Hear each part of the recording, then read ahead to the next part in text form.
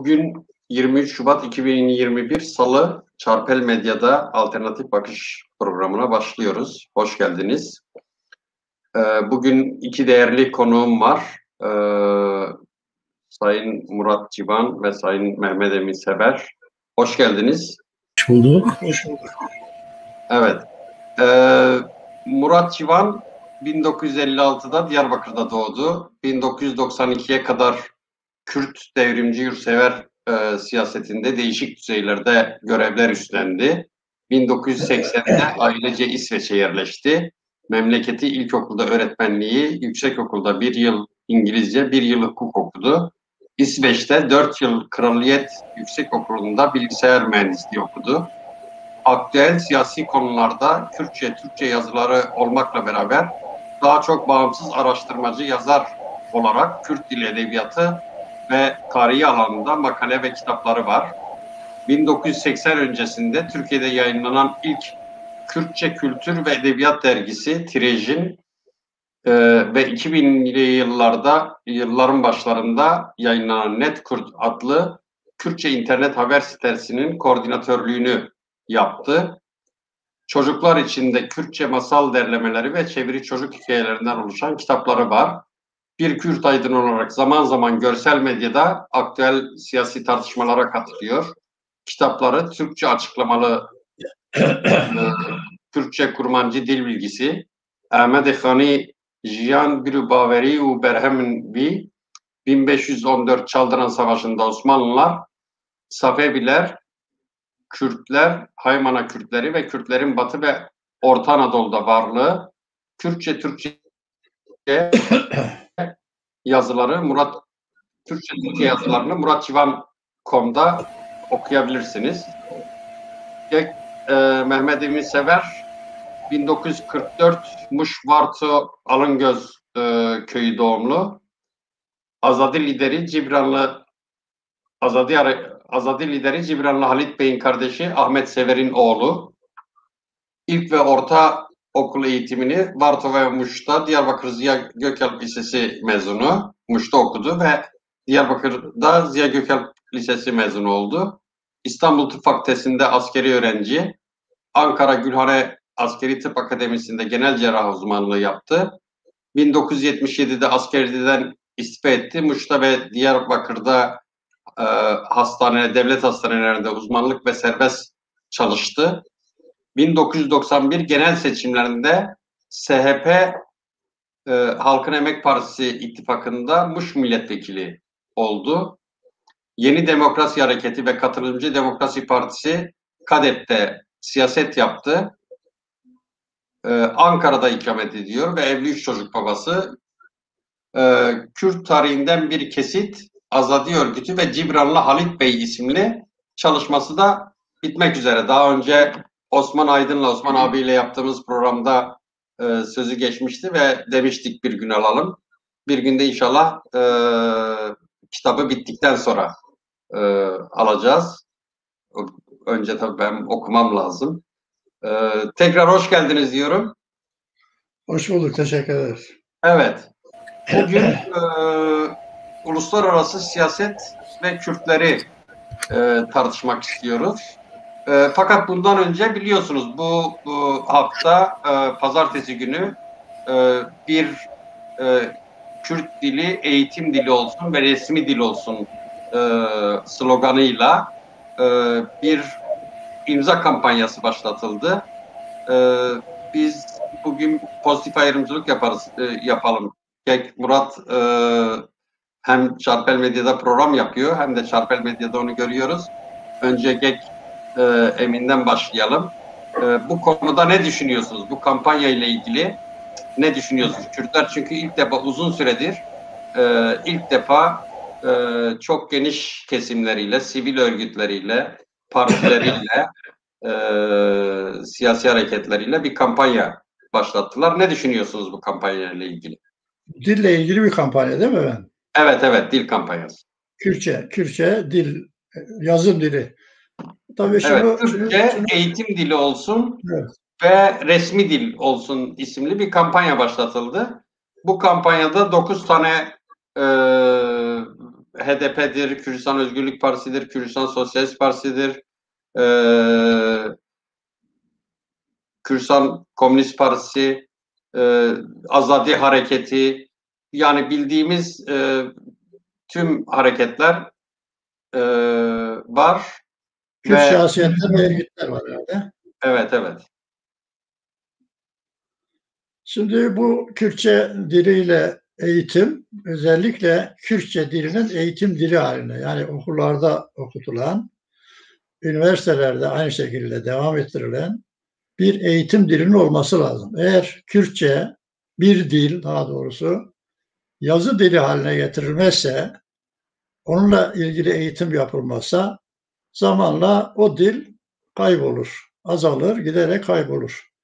Hele hele günümüzde medyanın özellikle çarşıda, pazarda, askerlikte, okulda, ilkokul, üniversitede vesaire hem eğitim alanında hem günlük yaşamımızda hem de medyada, gazete olsun, televizyon olsun devamlı bir dille ilgili bir asimilasyon mevcuttur.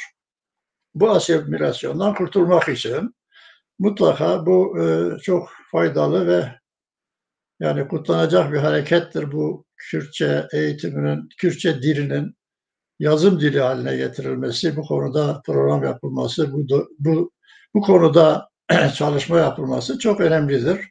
Biz yarı gönülde desteklemek isteriz. Eğer bir dil yazı dili olarak kullanılmazsa o dil zamanla azalacaktır. Şehirlerin işte arka sokaklarında yaşlı insanların, yaşlı kadınların konuşacağı dil haline gelir. Ve o dili, eğer siz dili konuşmazsanız, o dili yaşatamazsanız kendi kimliğiniz ve varlığınız da zamanla ortadan kalkacaktır. O nedenle çok önemsiyorum ben. Öyle bir şey olursa ben de memnuniyetle katkıda bulunmak isterim. Ve bunu çok önermek gerekiyor. Bu tip bir çalışma çok önemlidir ve bu tip çalışmanın şeylerin üzerinde tutulması lazım. Yani farklı ideolojilerin, farklı görüşlerin, farklı çizgilerin üzerinde ortak bir değer olarak bulunması gerekiyor. Kürtlerin her türlü kazanımına sahip çıkılması gerekiyor. Bu nedenle çok önemli bir şeydir. Tebrik ediyoruz sizi. Evet. Kek Murat? Bence de aslında önemli bir kampanya. Bildiğim kadarıyla 1 milyon imza toplamak istiyorlar. Milli Eğitim Bakanlığı'na verecekler bu 1 milyon imzayı. Ben de imzaladım. Yani en kısa sürede bütün Kürtlerin, demokratların yani imzalamasını öneriyorum, destekliyorum.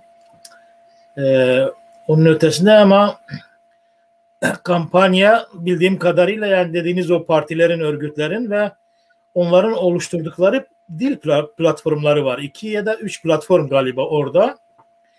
Bildiğim kadarıyla bir platform daha var.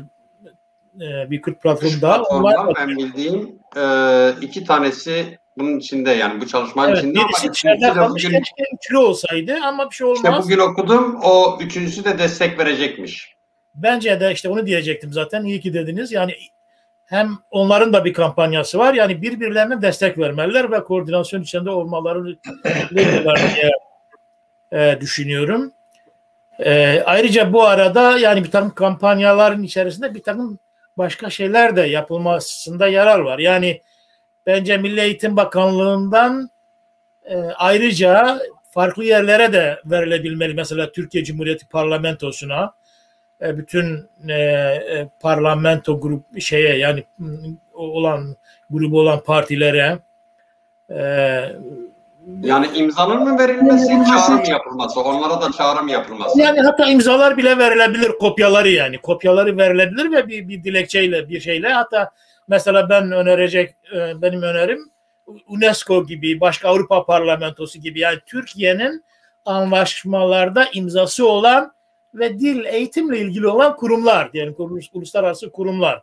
Oralara da verilir. Yani zaten barışçıl, demokratik bir kampanya, demokratik bir talep verilmesinde yarar var diye düşünüyorum. Ama bu arada bir şeye dikkat çekmek istiyorum. Yani öyle her şey güllük gülistanlık olmayabilir. Yani aslında bir hak, güzel bir talep ama bir riski var. O riski de şu, diyelim ki o talep bugünkü koşullarda herkes tarafından doğru anlaşılamayabilir. Yani bir takım Kürtler, bir takım insanlar diyelim ki deseler ki yani işçiler, emekçiler, köylüler, işte metropollerdeki insanlar yani şimdi tamam ben bunu imzalayayım. Diyelim ki okul açıldı, eğitim başladı. Peki bu okulda okuyan çocuklarımız bu dille nerede iş bulacaklar? Yani ekmek lazım bize. Yani diyelim yaşamak lazım.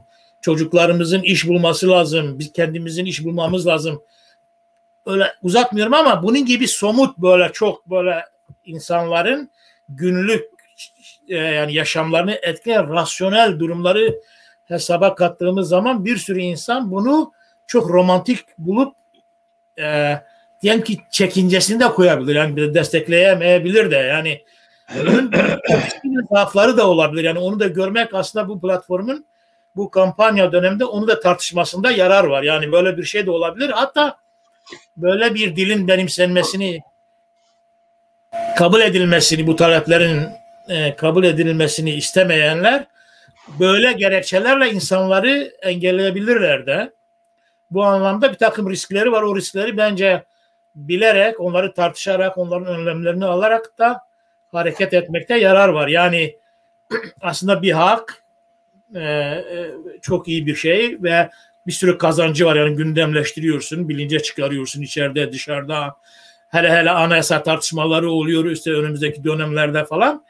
Güzel bir şey ama aynı zamanda dediğim o nedenlerden dolayı büyük riskleri de olan ve anlaşılması gereken, yani öyle hemen çekip atamazsın. Yani işte sen şöylesin, böylesin, niye imzalamıyorsun denemeyecek. Çok ciddi böyle handikapları da olan bir durum. Hatta bazen endişeleniyorum acaba 1 milyon toplanır mı diye. Yani insanların durumunu düşünüyorum. Bu kaygılar da var. Aslında ciddiye almak lazım. Kısa sürede olması için ve başarılar diliyorum. Evet. Bir şey söyleyebilir miyim? Bu ile ilgili buyurun. Bir şey ilave etmek istiyorum. Müsaade ederseniz.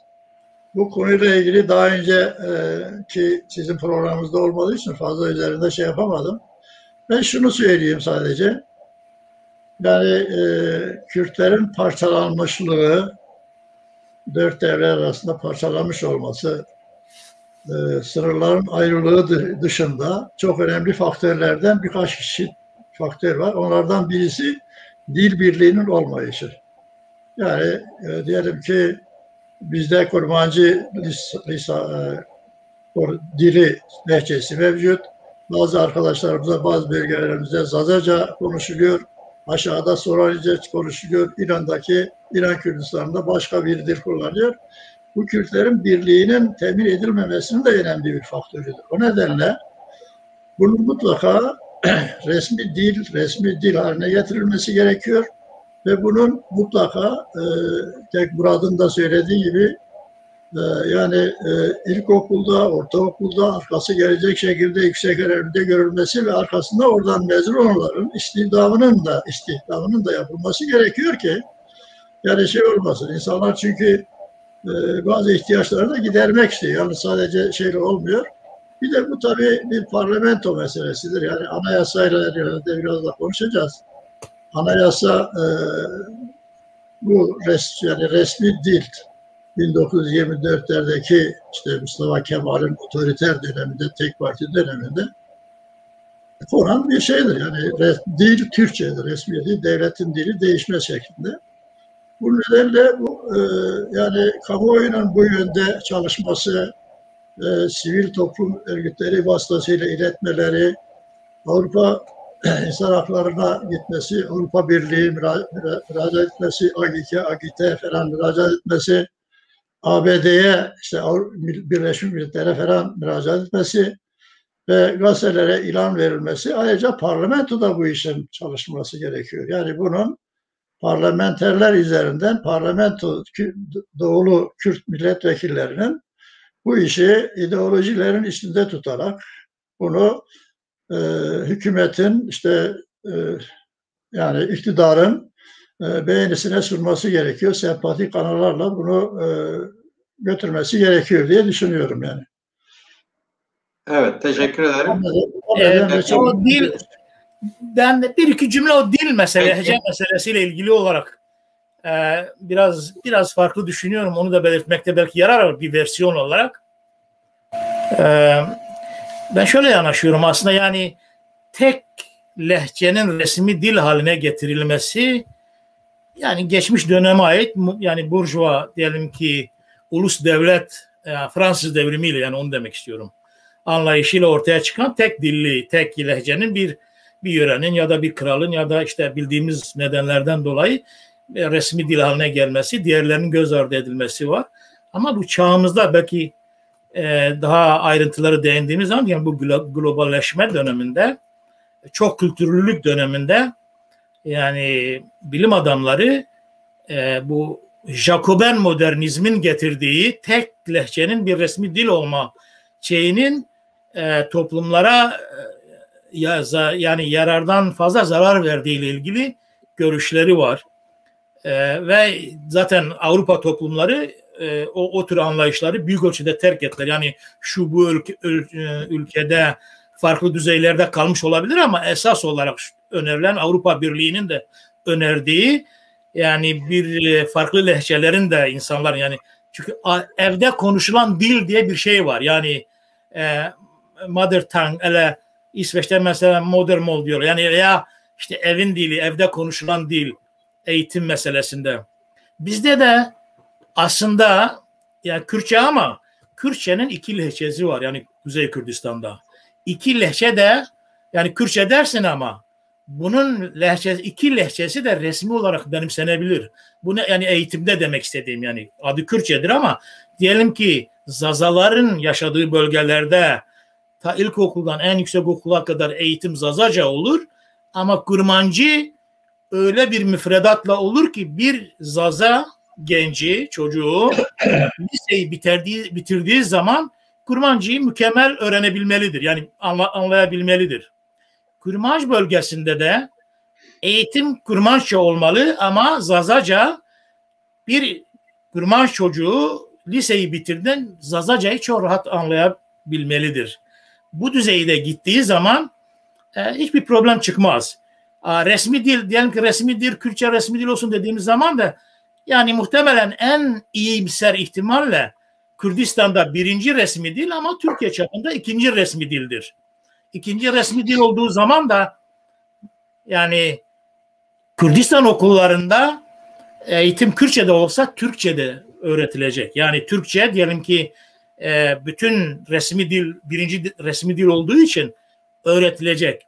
Ama aynı şey bütün Türkiye okullarında ikinci dil olarak Kürtçenin diyelim öğretilmesi, yani memurların, insanların Kürtçe bilmesi, yazması. Ya kimisi Zazaca'yı seçebilir, kimisi Kurmanca'yı. Bu fark etmez. Ve dokümanlar, resmi dokümanlar da mesela İskandinavya'da böyledir. Yani Kürtçe dediğin zaman Zazaca'da gelse Kürtçedir bir resmi doküman, Kurmanca'da gelse Zazaca'dır. Kürdistan'daki müfredat her ikisini de öğrettiği için hiçbir problem de çıkmaz. Bu artık kendi doğal sürecinde sonra birleşir mi, birleşmez mi onu biz bilemeyiz. Yani dayatıcı bir biçimde birisini diğerine dayatmak, birisinin önüne geçmek bence doğru olmaz. Yani Güney Kürdistan'a baktığımız zaman da Kurmancı-Sorani arasındaki ilişki her ne kadar bu mesele tam iyi anlaşılmamış olsa da pratikte bu yönde gidiyor. Yani şu anda görüyoruz. Behdinan bölgesinde Behdinanca eğitim yapılıyor büyük oranda. Soranca'da öğreniliyor. Sorani bölgelerde şu ya da bu ölçüde henüz yerleşmemiş ama medyada gördüğüm zaman bütün televizyonlar, şu yüksek okullarda diyelim ki doktora tezleri, diğer işte bitirme tezleri falan Soranca isteyen Kurmanca yapıyor. Neyse bunu uzatmayayım. Yani bir takım daha güzel, daha böyle demokratik, daha insanlarımızın mutlu olabileceği çözümler de var. Aslında bunları böyle biraz böyle daha rahat düşünmek lazım diye düşünüyorum. Tabii bunları yani şimdi görünen resimde lehçeler arasında bir ayrım yok. Yani Çağrı'da her ikisi de var. Hayır bunlarda var demiyorum. Yani ileride düşünülürse bu rahattır. Evet, yani ilerisi herhangi için bir problem çıkmaz, onu demek istedim. tabii ilerisi için müsaade misiniz Seyda? tartışılması gereken bir şey söylüyorsunuz. Yani konuşulması, Evet, üzerine evet, konuşulması tabii. gereken Müsaade bir ederseniz şey ben söylüyorsunuz. eklemede bulunmak istiyorum. Buyurun. Murat Bey'in söylediği şey tabii ki doğrudur. Yani bir dilin öbüründen daha üstün olmalı, lehçenin öbüründen üstün olduğunu söylemiyoruz ama bu farklı lehçelerin bilinmem. Diyelim ki Kurmancı konuşan bir insan bizim bölgede Bingöl'de konuşulan, Dersim'de konuşulan Zazaca'yı pek bilmiyor. Onlar da Kürtçeyi bilmiyorlar. Dolayısıyla yani biz o arkadaşlarla mesela Kurmanç ve Zazaların bir araya geldiği yerde anlaşabileceğimiz dil Türkçe oluyor. O da Evet. dilin kaybolmasını yani. sağlıyor. Ve Evet. şunu söylüyorum yani diller bir milletin bütünlüğünü sağlayan önemli bir unsurdur. Yani sınırlar yalnız değil. Dildir. Ondan sonra her bölgedeki, her Kürdistan'ın her bölgesindeki hukuk düzeninin farklı olması, inanç düzeninin farklı olması, birinin Şii, birisi bu doğal hakkıdır. Onlar bir şey demiyorum ama bunlar birliği bozan, birliğe engel olan şeylerdir. Ve dolayısıyla bu Kürtçe eğer konuşulmadığı zaman, bu kampanya süresince veya mecliste kabul edilmediği zaman bir takım sakıncaları var. Biz kendimizi Kürt biliriz, Kürt sayarız ama bizim çocuklarımız Kürtçe bilmiyor. Bu son derece ayıp bir şeydir. Bilmemesi haklıdır, bilmemesi de. Çünkü ilkokula gidiyor Türkçe, ortaokula gidiyor Türkçe, öğlen çıkıyor bakkala gidiyor Türkçe, bakkaldan bir şey alınca Türkçe, televizyonu açıyor Türkçe, gazete okuyor Türkçe. Dolayısıyla o dilin kaybolması, yani onun sağlanması millet olmanın, milliyetçiliğin önemli faktörlerinden biri dil birliğidir. Yoksa ben Kurmacı konuşsun, Zazaca konuşmasın. Tabii ki Zazaca ve Kurmacı eşittir, eşit haklara sahiptir. Ama ikisinin bu dil hakkı eğer Kürtlere verildiği zaman Murat Bey'in söylediği doğrudur. Hem Kürtçe öğrenilir, hem Zazaca, hem Kurmacı, hem Zazaca öğrenilebilir. Ama insanların birbirini anlaması gerekiyor. Anlamayınca ortak bir dile gidiyor. O ortak dil de sizin dilinizi unutmanıza sebep oluyor. Bunu söylemek istedim. Bir not sadece düşeyim, bir not. Norveç'te tek dilli bir devlet, ulus. İki lehçeleri var. Her iki lehçe de resmi lehçe ve bütün dokümanları, bütün resmi belgeleri her iki lehçede çıkıyor. Yani iki ayrı Belçika'da dil değil. da öyle biliyorsunuz, Belçika'da. Ya iki ayrı şeyde değil. Yani bu Norveç'in en belirgin iki ayrı lehçe, iki ayrı dil değil. Yani her iki taraf diğerinin de lehçesini konuşacak düzeyde eğitim aldığı zaman hiçbir problem kalmaz. Hatta doğal süreç içerisinde belki ileride bizim artık tespit edemeyeceğimiz bir formasyonla birliğe de gidebilir. Yani giderse gitsin. Ama gitmiyorsa da önemli değil yani. Birbirini anlasınlar. Zorlamamak lazım yani yapmamak lazım. Bir de bir yanlış anlaşılma olmasın. Biz şu anda Kürtçe üzerinde konuştuğumuz için sadece ondan bahsettik. Tabii Kürdistan'da Arapça var, Azerice var, Ermenice var, Süryani, Asurice var. Başka diller var. Belki ileride yani bu işi daha detaylı konuşursak nasıl bir Kürt diyelim statüsü falan oralarda daha çok önümüze gelebilir. Onların da yani o dillerin de konuşulması, eğitim dili olması diyelim ki azınlıklar olarak kendi dillerini öğrenmeleri gerekir diye düşünüyorum. Yani bunların yasalaştırılması lazım. Hem Türkiye çapında hem Kürdistan'da. Evet. Pekala. Yani Bask'ta da biliyorsunuz mesela dörtlü eğitim modeli var Bask'ta. Evet. Sadece İspanyolca, sadece Baskça, Evet. Bask ağırlıklı İspanyolca, İspanyolca ağırlıklı Baskça şeye bırakmışlar. Gönüllülük şeyine bırakmışlar. Yani modeller incelenebilir, bakılabilir. Aslında Kürtler biraz tembellik ediyor. Yani Avrupa'nın, dünyanın gereken şeyler. Çok farklı pratikte ortaya çıkmış çok güzel modeller var. Evet. Yapmayan yani Hindistan'dan, Afrika'dan da verilebilecek ve Avrupa'dan da çok güzel modeller var. Biz biraz tembellik ediyoruz. Bir de eğitim sistemimiz yani bütün maalesef her dört parçada en azından öyle. Yani diyelim geçmişte Şahlık döneminde düşünürsek yani modernist, nasyonalist eğitim sistemi ve onun en radikal yani mesela Kemalist eğitim sistemi yani onun en aşırı, en koyu Basist eğitim sistemi diyelim ki bu Şahlık dönemdeki öyle çok böyle sıkıcı, modernist, Jacoben eğitim sistemiyle biz de yetiştiğimiz için yani çok eğitim sisteminde çok farklı örnekler görmedik maalesef. Yani insanlar olarak, geçmiş nesiller olarak. Bugün de yani Türkiye'de öğretilmiyor. Yani o diyelim ki durumlar, dünyadaki durumlar nasıldır dil konusunda, eğitim konusunda bilmiyoruz ama Kürtler olarak en çok bizim ihtiyacımız var. Bence yani araştırmalıyız. Yani daha somut tek tek ülkeler bu işleri nasıl çözüyorlar. Bir de onların artık bu olmaz, bunu atalım dediklerini örnek göstermeyelim. Yani onların gelecekte almayı düşündükleri, gıpta ettikleri modelleri görelim. Yani çünkü mesela Fransa'nın kalıntı olarak kalmış bir çok kötü böyle modernist dönemden örnekleri var. Yani onları diyelim işte Fransa'da da böyle ama Fransa'da o artık böyle dövüle hıncı çıkarılmış ve bugün yarın atılacak modeller ve diğerleri yerine geçmiş bir sürü yerde. Bunu da aslında bilmek lazım. Peki yani farklı bir programa dönüştürmeyelim diye özür dilerim. Yarım saat, yani 26 dakika vermişiz şeye. Peki.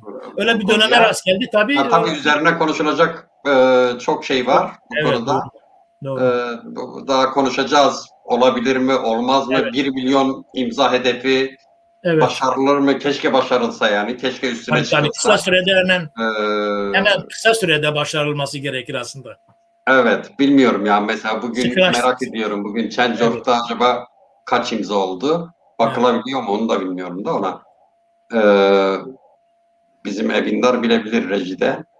Belki. Ama rasyonel kaygı duyanlara bile yani bunun sembolik önemi, bu dönemde kanunlar değişecekken, anayasa değişmesi tartışmaları varken bu anlamda yani zaten hemen olmayacak, hemen inşa edilmeyecek, hemen iş olmayacak. Yani anlatarak, izah ederek insanların kaygılarının ne olduğu gösterilerek bugün yakın dönemdeki acil o ihtiyaçlar gösteriler yani acil destek anlamında söylüyorum.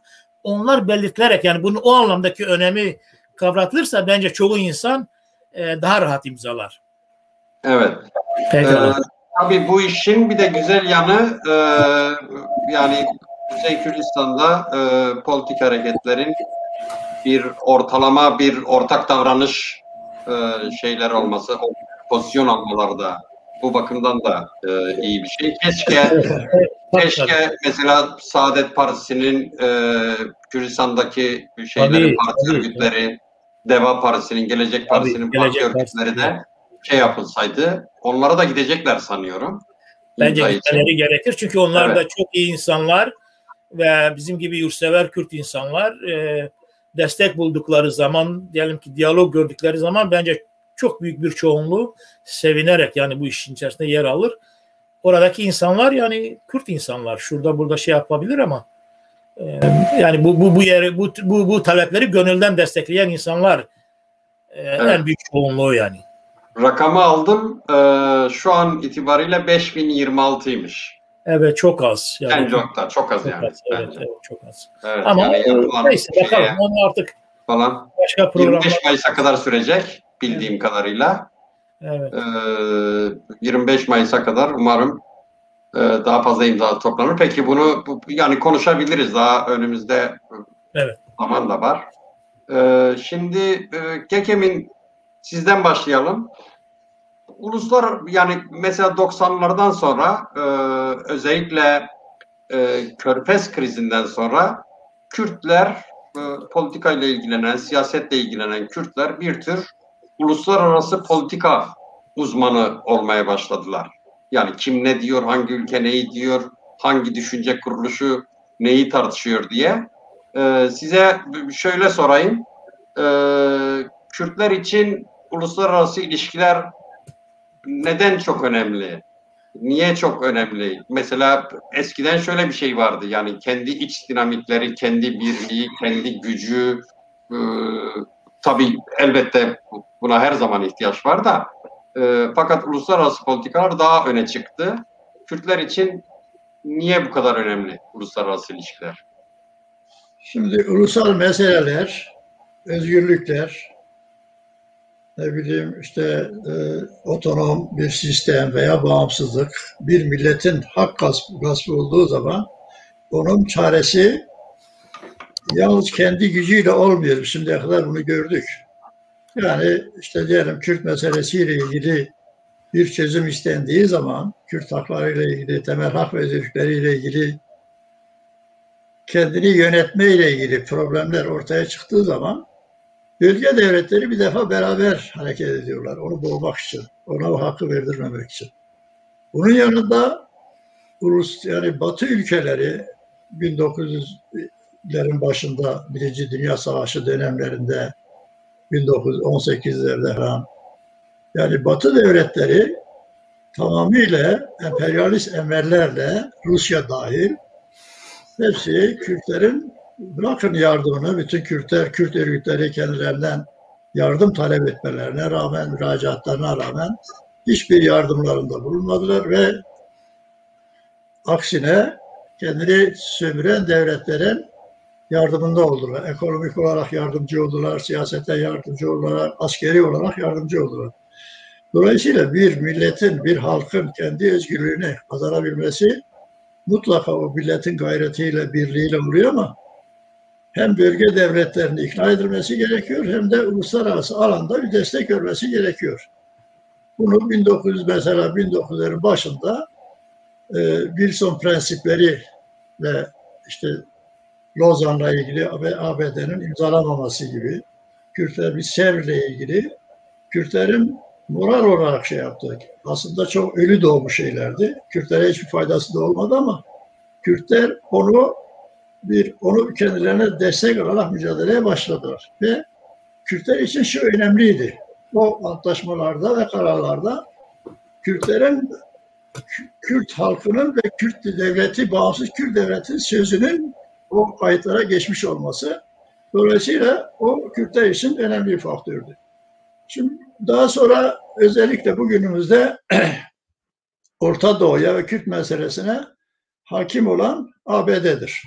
Bu ABD, Amerika Birleşik Devletleri 1900'lerin başından itibaren hatta 1956-58'lerde Güney Kürdistan'da Barzani ile ilişkileri, Irak'la ilişkileri, ondan sonra kendi menfaatlerine göre zaman zaman Kürtleri desteklediler, zaman zaman desteklerini çektiler ve böyle bir şey oldu. Hem Barzani'nin, Meral Mustafa Barzani'nin hareketinin başlamasında etkili oldular, hem de onun yenilgi almasına da büyük etkileri oldu. Ama bu görüş, ABD'nin bu görüşü 1990'lara, 80'lere doğru farklı bir evreye girdi. Yani artık Amerika ve Batı'daki ülkelerin çoğu insanları Kürt meselesini öncelikle kendi dünyanın birinci meselesi haline getirdiler. Bu nereden başladı en çok? Saddam Hüseyin'in 1980'ler, 89-90'larda o Güney Kürdistan'daki insanları işte ne bileyim Halepçe katliamı, Enfal bilen vesaire nedeniyle Kürtlere zulüm etmesi, Kürt halkının çoluk çocuk o kış mevsiminde dağlarda çıplak, başı açık, ayağı çıplak halde bulunması Amerika'yı ve tabii bu İsraillerin de etkisiyle oldu. Amerika halkının, dünya halklarının, dünyadaki insanların evlerine bu görüntüler yansıtıldı. Bu Kürtlerin ızdırabı, Kürtlerin artık bugünkü adıyla özgürlüğü olmayan halk Kürtler diye. Bununla ilgili programlar da yapıldı. Artık dünya benim bildiğim kadarıyla son dönemlerde hani şey var ya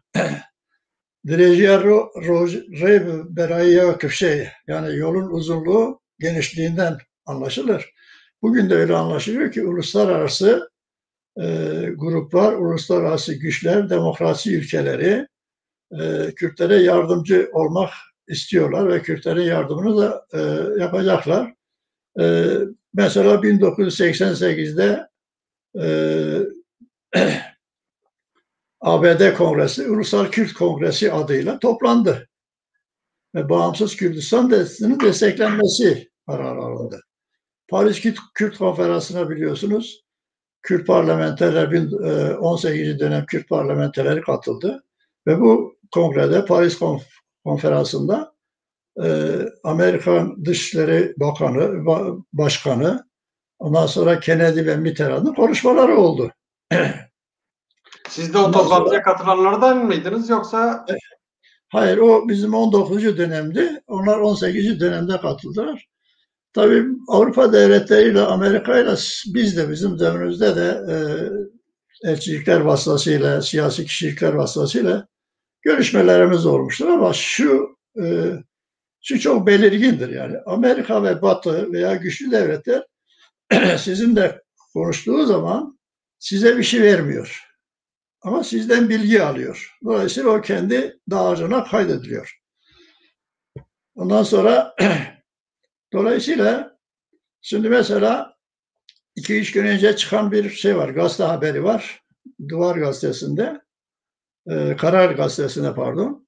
Yani işte büyük bir loca yani Amerika'da ve Amerika Birleşik Devletleri'nde çok güçlü insanların, yalnız Amerikalı değil, Avrupa'daki ülkeler, Fransızlar da dahil, Almanya dahil, dünyanın sayılı önemli insanları, yani başbakanlık yapmış, bakanlık yapmış, Dışişleri Bakanlığı yapmış, çeşitli düşünce örgütlerinin yöneticileri, sahipleri vesaire, hatta sanat dünyasından, sinema dünyasından Angelina Jolie dahi, yani Birleşik Milletler'in iyi niyet elçisi, onların da içinde bulunduğu Kürtlerin mazlumiyeti üzerinde, yani dünyaya bunu şey yapıyorlar, yani dünyaya diyorlar ki bu, ve şunu söylüyor, yani diyor ki dünya, Kürtler diyor ki bizim dağlardan başka gidecek yerimiz yok, sahibimiz yok. Diyor ki bizim var, biz sizlere sahip çıkacağız diyor artık. Yani bunu Kürtleri sevdiği için, Kürtlerin kaşı gözü için değil, mutlaka Kürtlerin mağdur bir halk olduğu, hem büyük bir nüfusa sahip olduğu, hem bir geniş bir toprağa sahip olduğu, buna rağmen özgürlüğüne sahip olmamış bir halk olduğu ortaya çıkıyor. Ve mesela bu konuda çalışmalar var.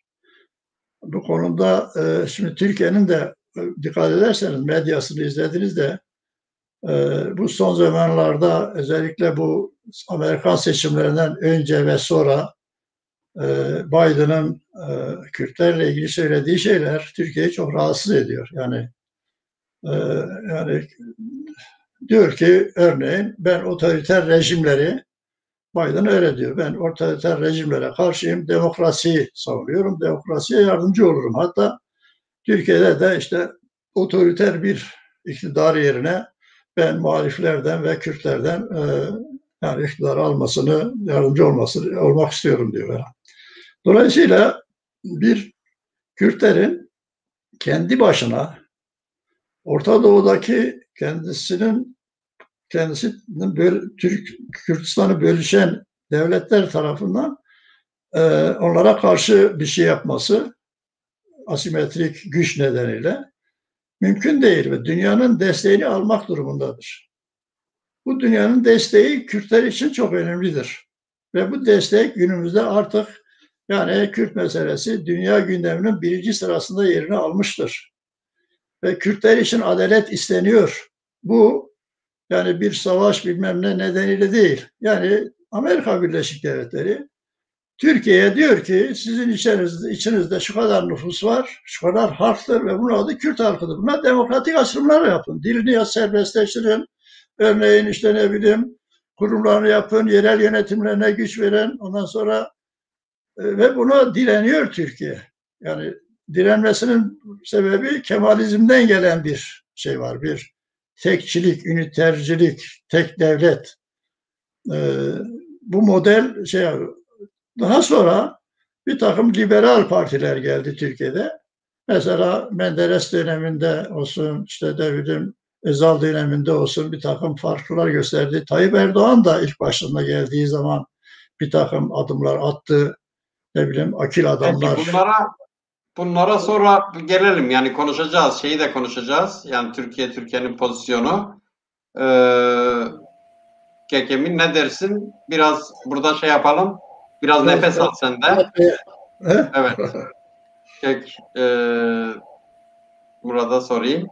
Şimdi Kek Murat tabii demin başta söylemiştim Muratcivan.com'da yazılarını, düşüncelerini yayınlıyor zaten farklı konularda. Yani okursanız, ilgilenirseniz iyi olur ilgilenen insanlar için. İyi yazılar var, iyi makaleler var. Şimdi Genç Murat, yani bu şeye eklemek istediğim bir şey varsa, uluslararası ilişkiler niye Kürtler için bu kadar önemli ve oradan Biden'a gelelim. Böyle Biden dönemi nasıl bir dönemdir, değişir mi Kürtlerin? Çünkü çok böyle bir beklenti de yükseldi Biden'la ilgili. Bu beklenti gerçekçi midir? GGM'in yani umutlu bu konuda, öyle anlaşılıyor. Siz ne diyeceksiniz? KKM'in tabii pek çok konuda haklı, umutlu olmakta.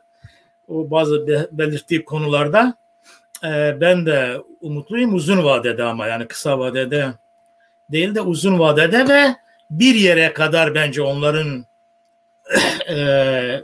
şey var, yani umutlu olmamızı gerektiren yanları var. Siz de belki kısaca belirttiniz ama ben ta 1997'de ilki olmak üzere yazdığım yazılar var. Yani ondan sonra da devam ettim. Yani 21. yüzyılı Kürt çağı ilk defa ben söyledim. 1997'de de Kürtçe var benim sayfamda. Kürtçedir hem de.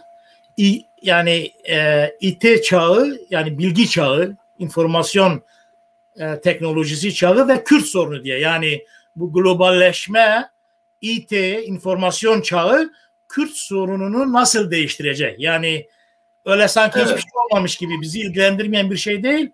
Orada izah etmeye çalışmışım. Yani Kürt sorunu, Kürt hatta şey demişsiniz, Civaka IT olarak değiştirmesi gerekir diye, evet. Yani sonuç olarak yani çok köklü değişiklikler yapmamız gerekiyor demişim. Bu anlamda yani yazının başlığı Civaka Information Technology Pırsa Kürt. Böyle Civaka IT o Pırsa Kürt. Uzun bir yazı da 97'de, aslında çok ilginçtir.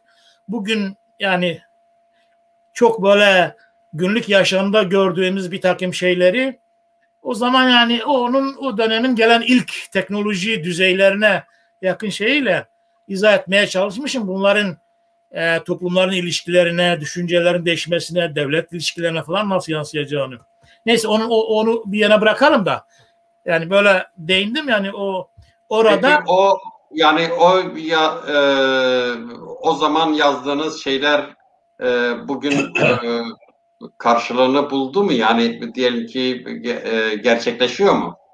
Mesela demokratikleşme demişsiniz. Toplumları demokratikleştirecek demişsiniz. İnsan düşünce yapısını değiştirecek demişsiniz. Evet. Ama bölgede ciddi bir şey var yani. Ciddi bir tasallut rejimleri var. Tabii. Onu düzeltmeye çalışayım. Yani bazı şeyler değişiyor. Mesela Mamus'ta Doktor Emin'in bahsettiği bu işte uluslararası destek, dikkat ettiğimiz zaman bütün bunları aslında ben globalleşme çağının, bilgi çağının o yani ulus devlet televizyon kanallarını, basınını yırtıp atan, sınırları yırtıp atan globalleşmenin getirdiği Kürtlerin durumunun, yaşadıkları acıların artık dünyanın Avrupa sokaklarına resmi olmayan, yani halkların gözü önüne getiren, zaten Doktor Bey de belirtti, yani televizyonlara işte girdi, bütün insanlar gördü ve bir kamuoyu oluştu. Bu kamuoyu bu büyük global desteği Kürtlere getirdi. Ama bu bence bir simptom, yani meselenin üstte görünen yönü. Yani bununla diyelim ki baraj, öyle düşünelim, baraj su birikiyor ama yani bir yerde eğer biz bunun sınırlarını, gereklerini, haddini, esas dinamizmini, neyin ne kadar olup olmadığını görmesek, baraj taştığı zaman ve temellerini, yani esas işleyişini almadığı zaman taşabilir. Baraj patlayabilir. Hatta önüne geçen, o önün aşağısında bulunan yerlerin yaşam alanlarını dağıtabilir. Bununla neyi demek istiyorum? Şunu demek istiyorum. Yani tamam, bir globalleşme bunu getirdi, bu desteği getiriyor. Her yerde duyuluyor her zaman ama baktığımız zaman da devletin resmi makamları, yani devletin kendisi, ne ABD, Rusya, bütün ülkeler, uluslararası statü, yani Birinci Dünya Savaşı'nda oluşturulan uluslararası statükoyu henüz biz yani bir yana bırakılabiliriz en az Kürtler açısından deme noktasına gelmemişler. Yani şu ana kadar da o uluslararası statüko bütün süper güçlerle, yani ABD, Rusya, Avrupa Birliği, işte orta zaten bölgedeki ülkeler hay öyle, onların müttefikleri tarafından bu uluslararası statüko korunuyor.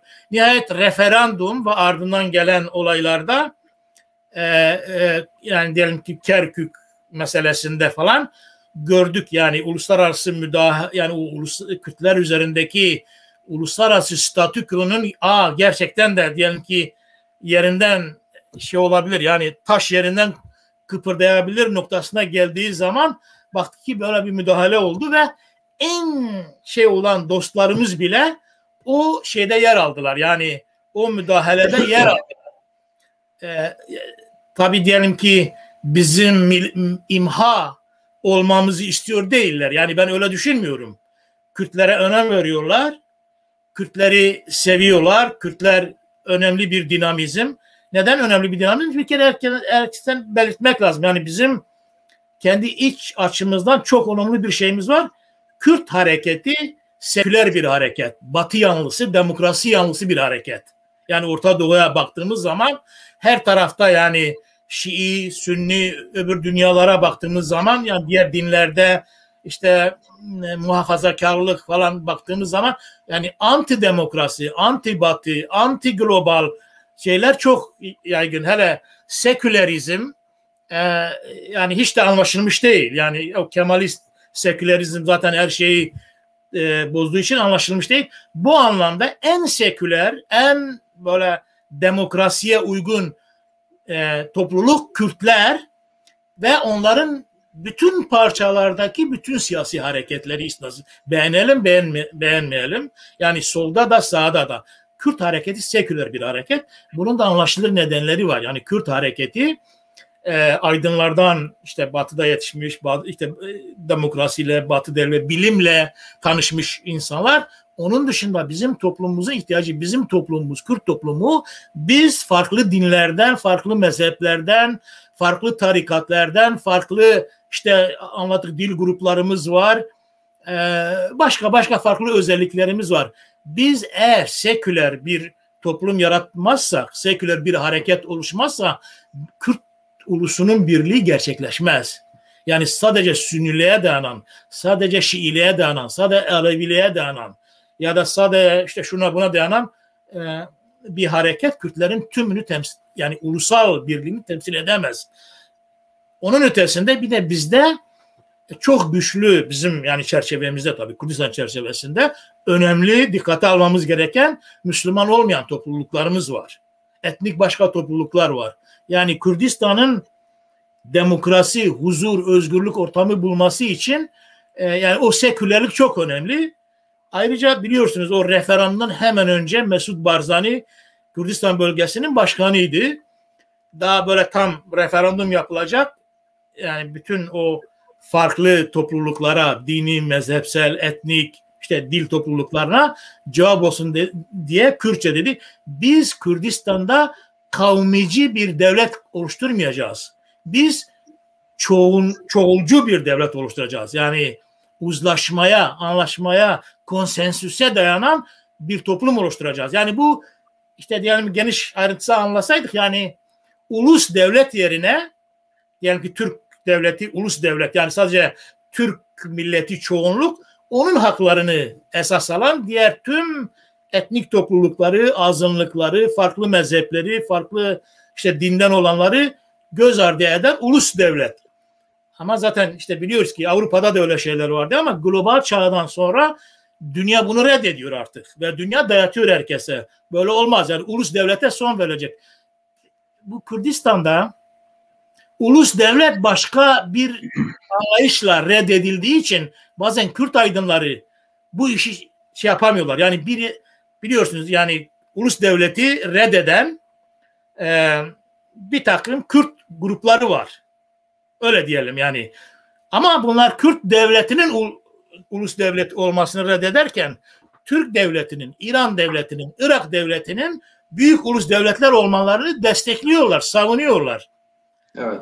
Türklerin egemenliği altındaki yerlerde tahakküm, toprak bulundurmuyorlar ama Türklerin bulunduğu yerde gidip bölgeler bir geniş alıyorlar. Neyse onu şey yapmayalım ama yani biz birbirine karıştırmamalıyız diye düşünüyorum. Yani bağımsız devlet olma ya da federal devlet olma ya da özerk devlet olmayla çoğunlukçu ulus devlet olmayla çoğulculuğu karıştırmayalım. Çoğulculuğu esas alan devleti birbirine karıştırmamalıyız. Yani bağımsız Kürt devleti de kursak, federasyon da kursak, diyelim ki özerk bir Kürt devlet, yani bize devlet lazım, bize kurumlar lazım, hukukun işlediği, kanunların olduğu kamu kuruluşları dediğimiz şey nedir zaten? Devlet odur. Böyle bir kurumlar bize lazım yani eğitimimiz için, yaşamımız için, ticaretimiz için, gelişmemiz için, her şey için lazım. Ama bu federasyon biçimde olabilir, bu özerklik biçimde olabilir, bu bağımsız devlet biçimde olabilir. Bunları anlıyorum ama ulus yani o dünyanın Türkiye'ye senin dediğin bu Kemalist ulus devlet olmaz denen şeyi biz sanki bize söyleniyormuş gibi böyle alıp kendi almamız gereken statüyü reddetmeye kalkıştık. Neyse bunu unutmayayım da. Demokrasi 100 yılın başında çoğunlukçuydu. Yani çoğunluğun sesiydi. Batı'da da böyleydi. Evet. Şimdi günümüzde demokrasi azınlığın haklarını değil mi? Farklı olanın haklarını koruma rejimidir. Çok farklı. Yani Türkler de böyle olmalı diyorsunuz. Yani mesela basit söyleyeyim. Diyelim ki nasıl 200 yıl önce feodal devletler vardı.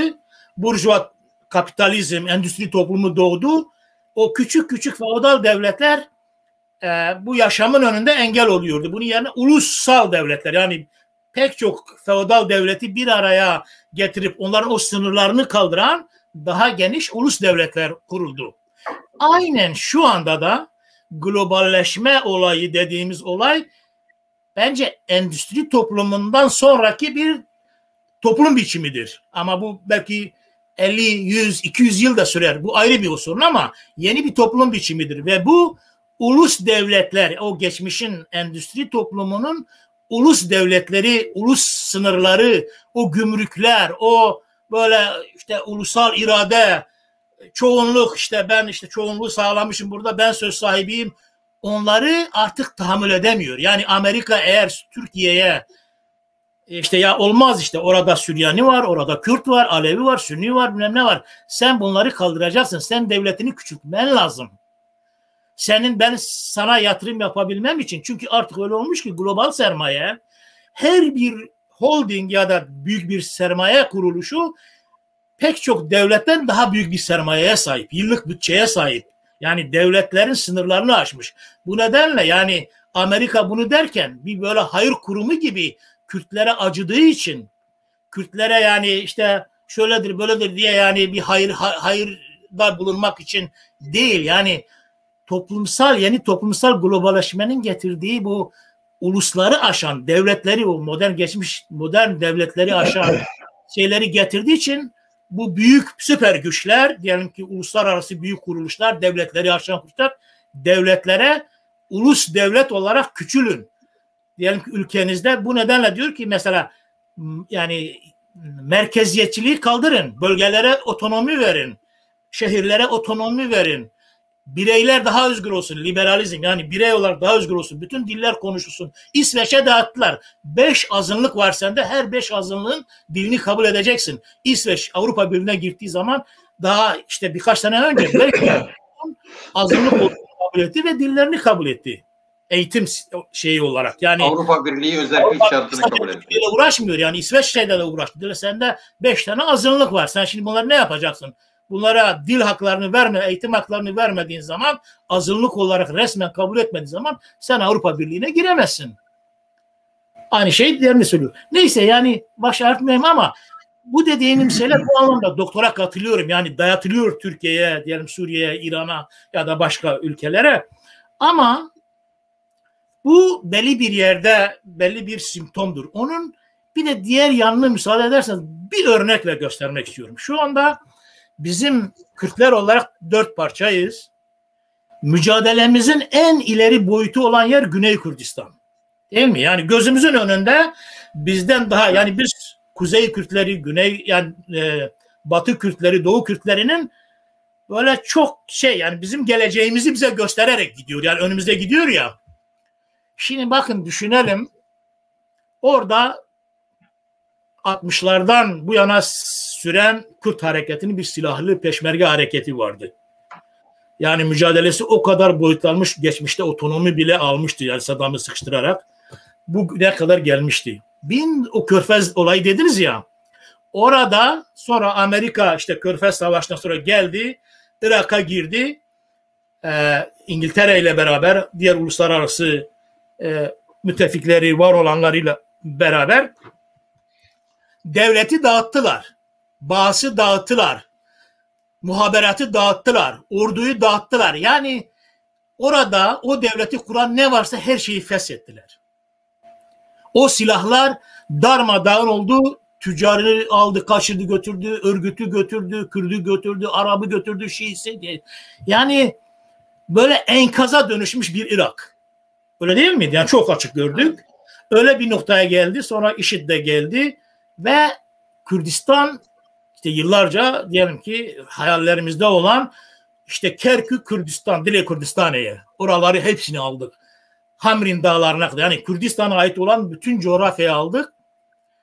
Ama bu enkaza rağmen bir gün geldi 2-3 yıl önce bağımsız bir devlet kurmaya kalkıştığımızda bütün dünya başımıza toplandı ve Irak'ın o enkazının altından bağımsız bir devlet çıkaramadık.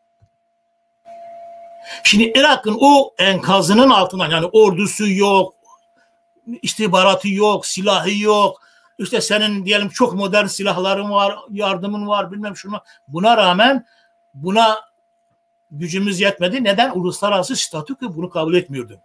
Şimdi öyle olan bir ülkede bile bağımsızlık alamayan Kürtler 25 NATO ülkesinin bir üyesi olan Türkiye'de, işte bilmem kaç Müslüman ülkesinin müttefiki olan bir Türkiye'de, bilmem kaç Türk devletinin müttefiki olan bir Türkiye'de eğer bağımsız bir devlet kuracaksa Irak Kürdistan'ından çok çok çok daha büyük ve muazzam bir potansiyelin, bir dinamizmin, bir gücün bagajında olması lazım. Yani ben olmaz demiyorum ama sen eğer bunu isteyeceksen sen Irak'ı ve Türkiye'yi getireceksin. Ayrılmak, bağımsız devlet kurmak istiyorsan bunun böyle olduğunu göreceksin. Bunu görmediğin zaman yani uluslararası durumu anlamamışsın anlamına geliyor. Yani bu boşuna değil. Peki uzatmayayım. Aslında biraz uzattım. Daha fazla uzattım. Yani Aydın konuşacak. Kusura bakmasın. Böyle yani kendi tarafımı da, o kötümser tarafımı da belirtmek istediğim için oraya da değindim. Pekala. Evet. Teşekkür ederim. Biraz müsaade eder misiniz? Buyurun. Bir kişiyle konuşmak istiyorum. Şimdi Murat Bey işte seküler olmasını falan söyledi.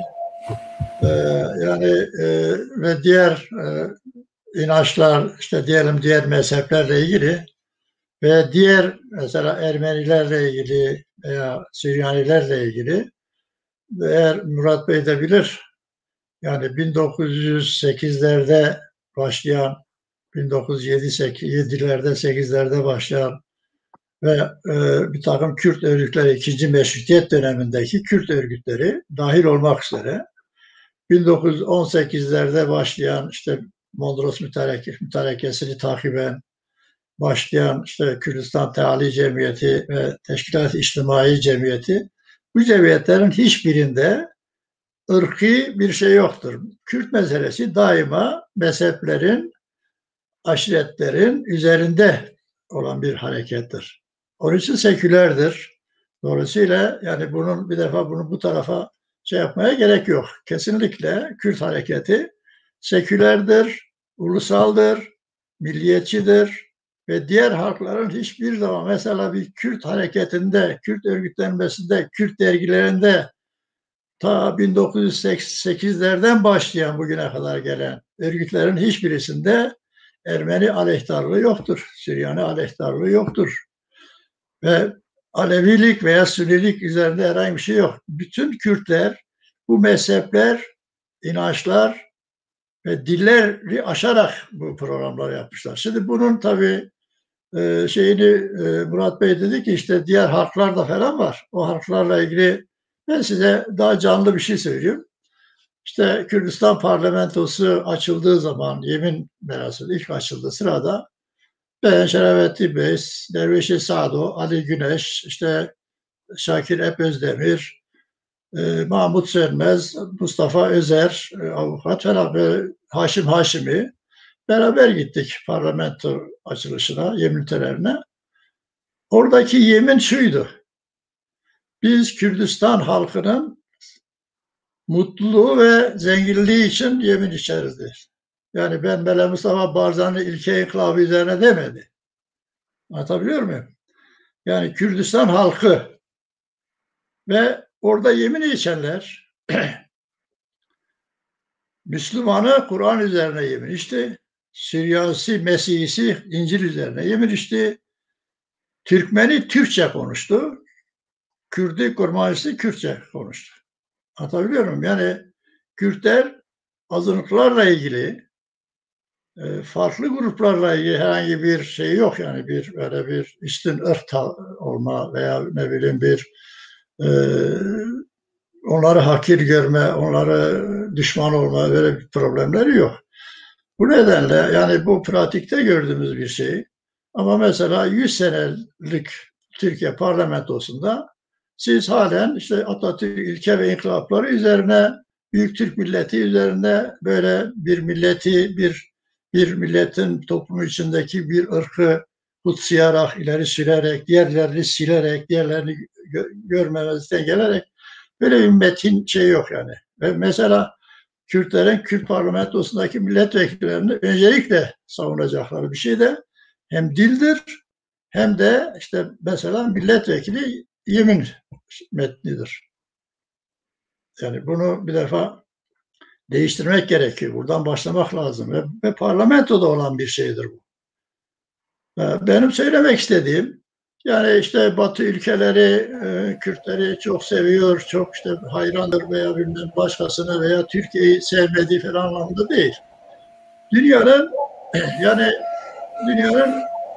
en büyük ülkelerinden birisi, büyük toprağa sahip olan, büyük nüfusa sahip olan ve özgürlüğü olmayan bir halk olarak görüyor ve mazlum bir halk olarak görüyor. Bunu dünyanın işte bölge devletleri tarafından ezildiğini, haklarının verilmediği, dillerinin yasaklandığı, Türk ıtlak olduğu vesaire mesela ilk 1924 Anayasası'nda.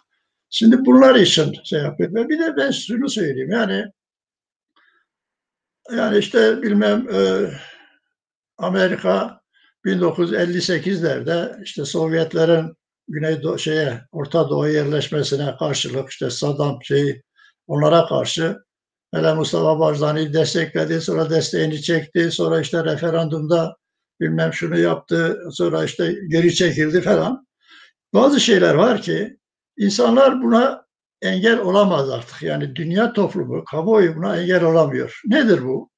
Mesela siz dünyada genelinde veya herhangi bir ülkesinde zenciyi ikinci bir sınıf olarak göremezsiniz. Bunu kabul ettiremezsiniz. Dünya bunu kabul etmiyor. Siz kadın haklarını, canım boş ver kadın ne işte yani kadın gitsin evinde otursun diyemezsiniz bunu.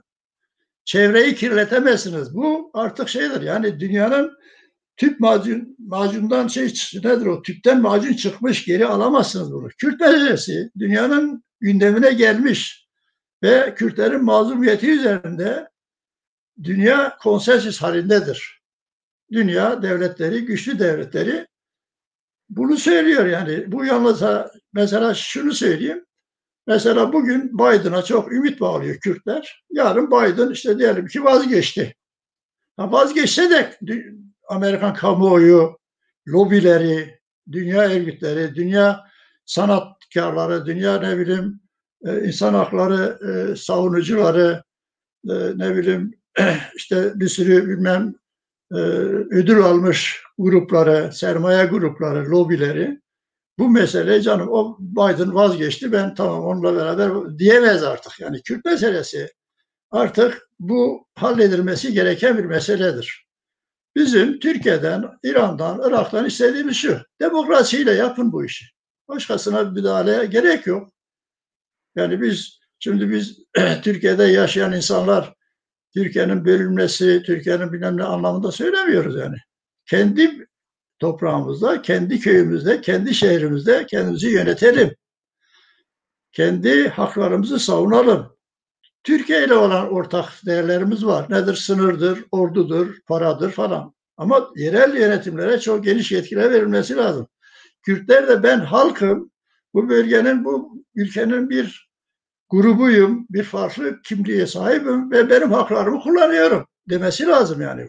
Bunu demezse benim söylediğim bu insanlar kimdir bunlar? İşte ABD Dışişleri Başkan bilmem Kelbron Pell, Kennedy ve Mitterrand. Ondan sonra bilmem işte bir sürü İsrail lobileri, bir sürü işte Kürt lobileri, bir sürü Amerikan sermayesinin demin işte belki ismini sayarsanız bir sayfayı dolduracak, 2 sayfayı dolduracak kadar önemli insanların Kürtlere mazlum bir hak diyor. Bunların haklarının verilmesi gerekiyor ve diyor biz sizin arkanızdayız. Yani sizin dağlar yalnız sizin değil diyor.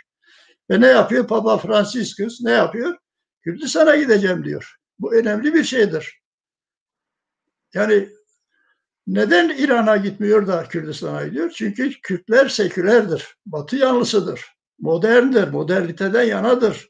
Varsa eksikleri geri kalmışlığından dolayıdır. Geri bırakılmışlıklarından dolayıdır. Onu söylemek istiyorum.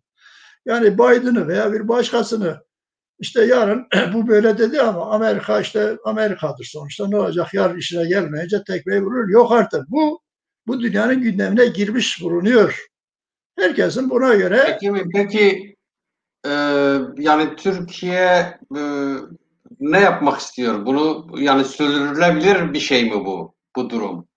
Yani Türkiye şunu anladım. Türkiye şunu yapıyor. Ya, Türkiye'nin bütün endişesi yani işte ben işte Amerika geldi işte bilmem Suriye'ye yerleşti. Amerika geldi işte Kuzey Irak'a yerleşti. İşte bilmem Kürtlere bir bilmem şey devleti, kukla bir devlet falan.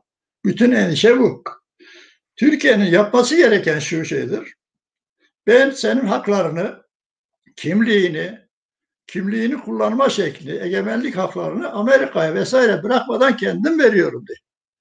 Ve hiçbir ülke hakları verildiği için bölünmez. Hakları kısıtlandığı için bölünür ülkeler.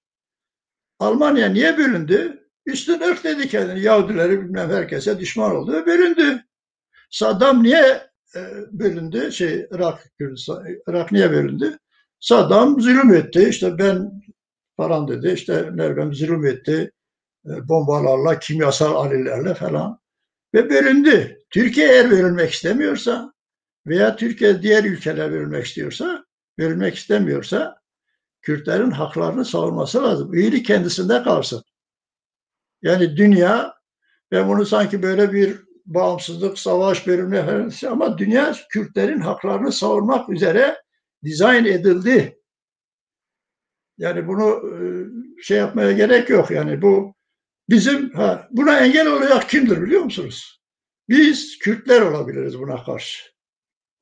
Nedir? İşte bir takım ideolojik farklılıklarla, işte inançlarla, yok bilmem işte Batı düşmanlığıyla bir takım nankörlükler yaparak bu olmaz yani. Yani biz eğer Kürtlerden herhangi bir sektör hareket gelmezse, Kürtler eğer bir yanlış yapmazlarsa, Kürtler dünya üzerindeki, yani çünkü Kürt meselesi herhangi bir mesele de öyledir. Üç ayak üzerinde, üç ayaklı sehpa gibidir. Bir Kürtlerin kendisidir. Bir bölge devletleri, bir uluslararası güçlerdir. Kürtler kendi başlarına bir şey yapma imkanına, gücüne sahip değil. Bunu gördük. Ne zaman gördük? Ta 1880'lerden Bedirhanlılardan Mir Mehmet Paşa'dan gelin bu tarafa kadar. Sonra işte Türkiye Cumhuriyeti döneminde işte falan ta Ağrı'ya, Dersim'e kadar giden 1925'lerdeki işte Azadi Hareketi'ni bilmem ne hepsinin perişan edilmesi, öldürülmesi, sürülmesi falan. Bunlar hepsi gösteriyor ki Kürtlerin yalnız başına ve dış ülkelere, dış güçlere rağmen bunu yapma gücüne sahip değil. Onun için Kürtlerin yapması gereken şudur. Yani biz şiddetle, savaşla değil. Kardeşim biz bu ülkenin insanlarıyız. Ey devlet, bizim haklarımızı verin. Bu sizin bölmez bu. Bizim söylediklerimiz kötü şeyler değil. Sizin aleyhinizde olan şeyler de değil. Ama sizin anlamadığınız, sizin alışmadığınız şeyleri söylüyoruz. Yani Kürt var deyince sen şey yapıyorsun hemen. Yani alışmamışsın Kürtlerin varlığına. Kürtlerin haklarının olduğuna da inanmıyorsun ki. Senin için çok anormal geliyor bu. Anlatabiliyor muyum? Yani bizim söylediğimiz, Kürtlerin söylediği Türkiye'de, İran'da, falan bir yerde biz bir gürültü geldi ama ses geliyor mu bilmiyorum. Ses geliyor. Gürültü var ama sesiniz Geliyor geliyor. ama bu uluslararası duruma böyle yönelsek biraz daha somutlaşsak, yoğunlaşsak yani. Evet. Yani ben hep içeriğiyle o şey yaptığımız zaman belki yani esas orada söyleyebileceğimiz şeyler daha kısa. Buyurun. Buyur Yani ben tabii şeyimiz orada, moderatörümüz orada. Ben sadece öneri yapabilirim. Buyurun. Yani söyleyin. Belki biraz değişiklik olur, nefes almalı da olur. Yani benim genel olarak gene uluslararası durum üzerinde durmak istiyorum. Tabii ben doktorun şeyine katılıyorum. Yani bizim durumumuz iç durum, yani Kürtlerin kendi durumu, kendi potansiyelleri, kendi stratejileri, böyle bir stratejileri var mı yok mu uzun vadede olup olmaması, o stratejileri nasıl biçimlenmiş? Bütün bunlar esasında yani o dediğimiz global sistem ama onun içerisinde hareket edecek. Yani bizim öne çıkıp arka planlara düşmemiz bizce belirlenecek şeylerdir. Mesela ben tabii uluslararası statüden bahsettim. Bağımsız devlet meselesi çok zor. Zaten imkansızdır demeyelim de ama mesela düşünüyorum da diyelim ki Kürtler güneyde öyle bir strateji izleselerdi de şeyi aldıktan sonra yani Hamri'ne kadar olan bölümü de almışken yani bütün Kürdistan'ın bütün coğrafyasına egemen olduktan sonra oralarda tahkim edilmeyi, yani o anlamda söylüyorum. Yanlış anlaşılmasın. İlk sözümü geri alıyorum. Tahkim edilmek, güçlenmek, üstlenmek, orayı güçlendirmek anlamında. Yani esas olarak oraya, o toprakları bir daha terk etmemeye. Çünkü yani öyle bir duruma gelmişti ki Kürtler enerjinin yani %40'ını, suyun %80'ini, yani petrol enerjisinin %40'ını Kürdistan rezervleriyle beraber, Irak'taki yani su kaynaklarının %60'ını, daha sayabileceğim pek çok yani tarım, başka alanlardan aldığında çok stratejik kazanımlar elde etmişti. Sadece kendi coğrafyasını kurtarmamıştı. Hatta öyle oldu ki bir ara uluslararası bir petrol konferansı vardı. Onu şimdi şu anda ismini hatırlamadım ama Putin'in kendisi Kürdistan'ın, Güney Kürdistan'ı kastederek stratejik bir rol almaya başladığını yani tespitini yaptı. Şimdi bu çok önemli. Yani şimdiye kadar subjekt bile olamazken yani stratejik birdenbire bir role çıkıyor. Şimdi o stratejik rolün korunabilmesi gerekirdi.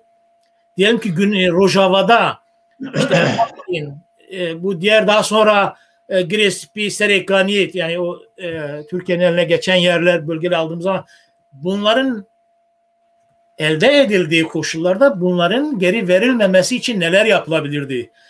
Tabii ben nereye yapılabilir derken yani yumurta gelmiş kapıya dayanmış, işte orada savaşanlar uçaklarla savaşabilir, dronerlerle savaşabilir. Öyle demek istemiyorum. Son noktaya geldiği zaman zaten belki çok şey yapılamıyor ama oraya gelmeden önce yani stratejik, proaktif bir bakışla Güney ve Rojava Kürtleri ulusal bir konumda, eğer kendi aralarında zaten de facto güçlerdi ve çok önemli, çok önemsenen güçler haline gelmişlerdi. Bir işbirliği içerisine girseler, askeri ittifak içerisine girseler, biz sınırları tamam, biz sınırlara dokunmuyoruz. Ama bizim oluşturduğumuz, sınırlar içerisinde oluşturduğumuz bu konumumuza, hakkımız olan bu konumumuza dokunmak isteyenlere, askeri olarak dokunmak isteyenlere birlikte askeri, siyasi olanlara siyasi, diplomasi olanlara diplomasi ve diğer hangi biçimde müdahale edilirse beraber müdahale ederiz. Hatta diğer parçalardaki Kürtler de bizim arkamızda olur. Bunun koşullarını oluşturmuş olsalardı bence ne Kerkük ne diyelim ki Afrin ve diğer meseleler öyle kolay kolay cesaret edilemezdi. Gerek de duyulmaz. Yani denilirdi ki yani bunun şeyi yok. Yani bunun sonuç alıcı bir şey olmaz. Bunu başka yoldan anlaşmak lazım. Mesela Kürtler yani tabii somut durumda yani iki farklı alanda da Rojava'da da Başur'da da aslında ortak stratejik bir şey bir bakış açısına sahip değil olamadılar. Stratejik bir bakış açısına sahip değiliz. Mesela bana sorsanız Birinci Dünya Savaşı yıllarındaki ve Birinci Dünya Savaşı yıllarındaki Kürt önderleri bugünkü Kürt önderlerinden çok daha stratejiktirler. Çok daha aktifler ve çok daha böyle rasyonel ama onlar tamamıyla tecrit edildiler. Tamamıyla bastırıldılar. Yani Kemalist bir yönetim Osmanlı'nın yerine geçti. Onun yerine Fransızlar Suriye'yi aldı. İngilizler Irak'ı aldı. Onların stratejik çıkarları onu gerektiriyor ve dünyada tarihte Kürtlerin en karanlık dönemidir bu dönem. Yani bir kuşun bile Kürtlere yardım edemeyeceği kadar uluslararası ve ulusal düzeyde karartılmış, olanakları elle alınmış bir dönem. Ama bugün Kürtlerin durumu öyle değildi. Bütün uluslararası olumluluğuna alınan bütün stratejik mevzilere rağmen Kürt hareketinin önderleri, nedeni şöyle olabilir, böyle olabilir, bu stratejik konumları koruyamadılar. Yani mesela İsrail'i düşünelim, o kadar stratejik düşünüyor ki 80 yıldır devletini tamamlamamış daha. Düşünün yani bizden o kadar güçlü, o kadar yardım alıyor, uluslararası yardım. Dünyanın her yerinde taraftarları var, lobileri var. Kendi uluslararası müttefikleriyle farklı görüş ayrılığına düştüğü zaman sabrediyor, bekliyor. Diyor ki yani onları ikna edemeyinceye kadar bu işi ben kendi başıma yalnız yapmayacağım. Ben birbirime düşmeyeceğim. Ben işte alternatif bir şey çıkarmam lazım ki yani bu iş 80 yıl, 100 yıl sürebilir. Bunu görebilmeliyim. Yani bir insanın ömrüyle, bir diyelim ki başkanın yönetim ömrüyle sınırlı değil bu. Yani bu adım adım örülecek. Bence bu gösterilemedi. Yani uluslararası durum bu anlamda Kürtler uluslararası durumu ve bu stratejik bakış açısını gösteremediler. Peki şey açısından yani şimdi söyleyeyim, bir cümle daha söyleyeyim, affedersin. Bir de ben şey anlamda söylemiyorum. Yani bunu belirtirken kararmasın. Mesela Irak'a da müdahalede, diyelim ki Rojava'daki müdahalelerdeki suskunluklar ya da göz kırpmalar falan, bütün bunlar aslında Kürtleri imha etmek temelinde değil. Yani ben o anlamda söylemiyorum.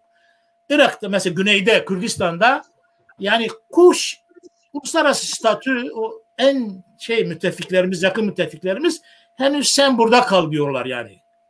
Gerekirse bu henüz belki 50 yıldır. Yani diyor ya bina khode freye yani bir hazar sala büyük insan, süper güçlerin de süper ittifakları var. Global ittifakları var. Rusya ile anlaşmaları var. Çin'le rekabeti var. Hedefi var.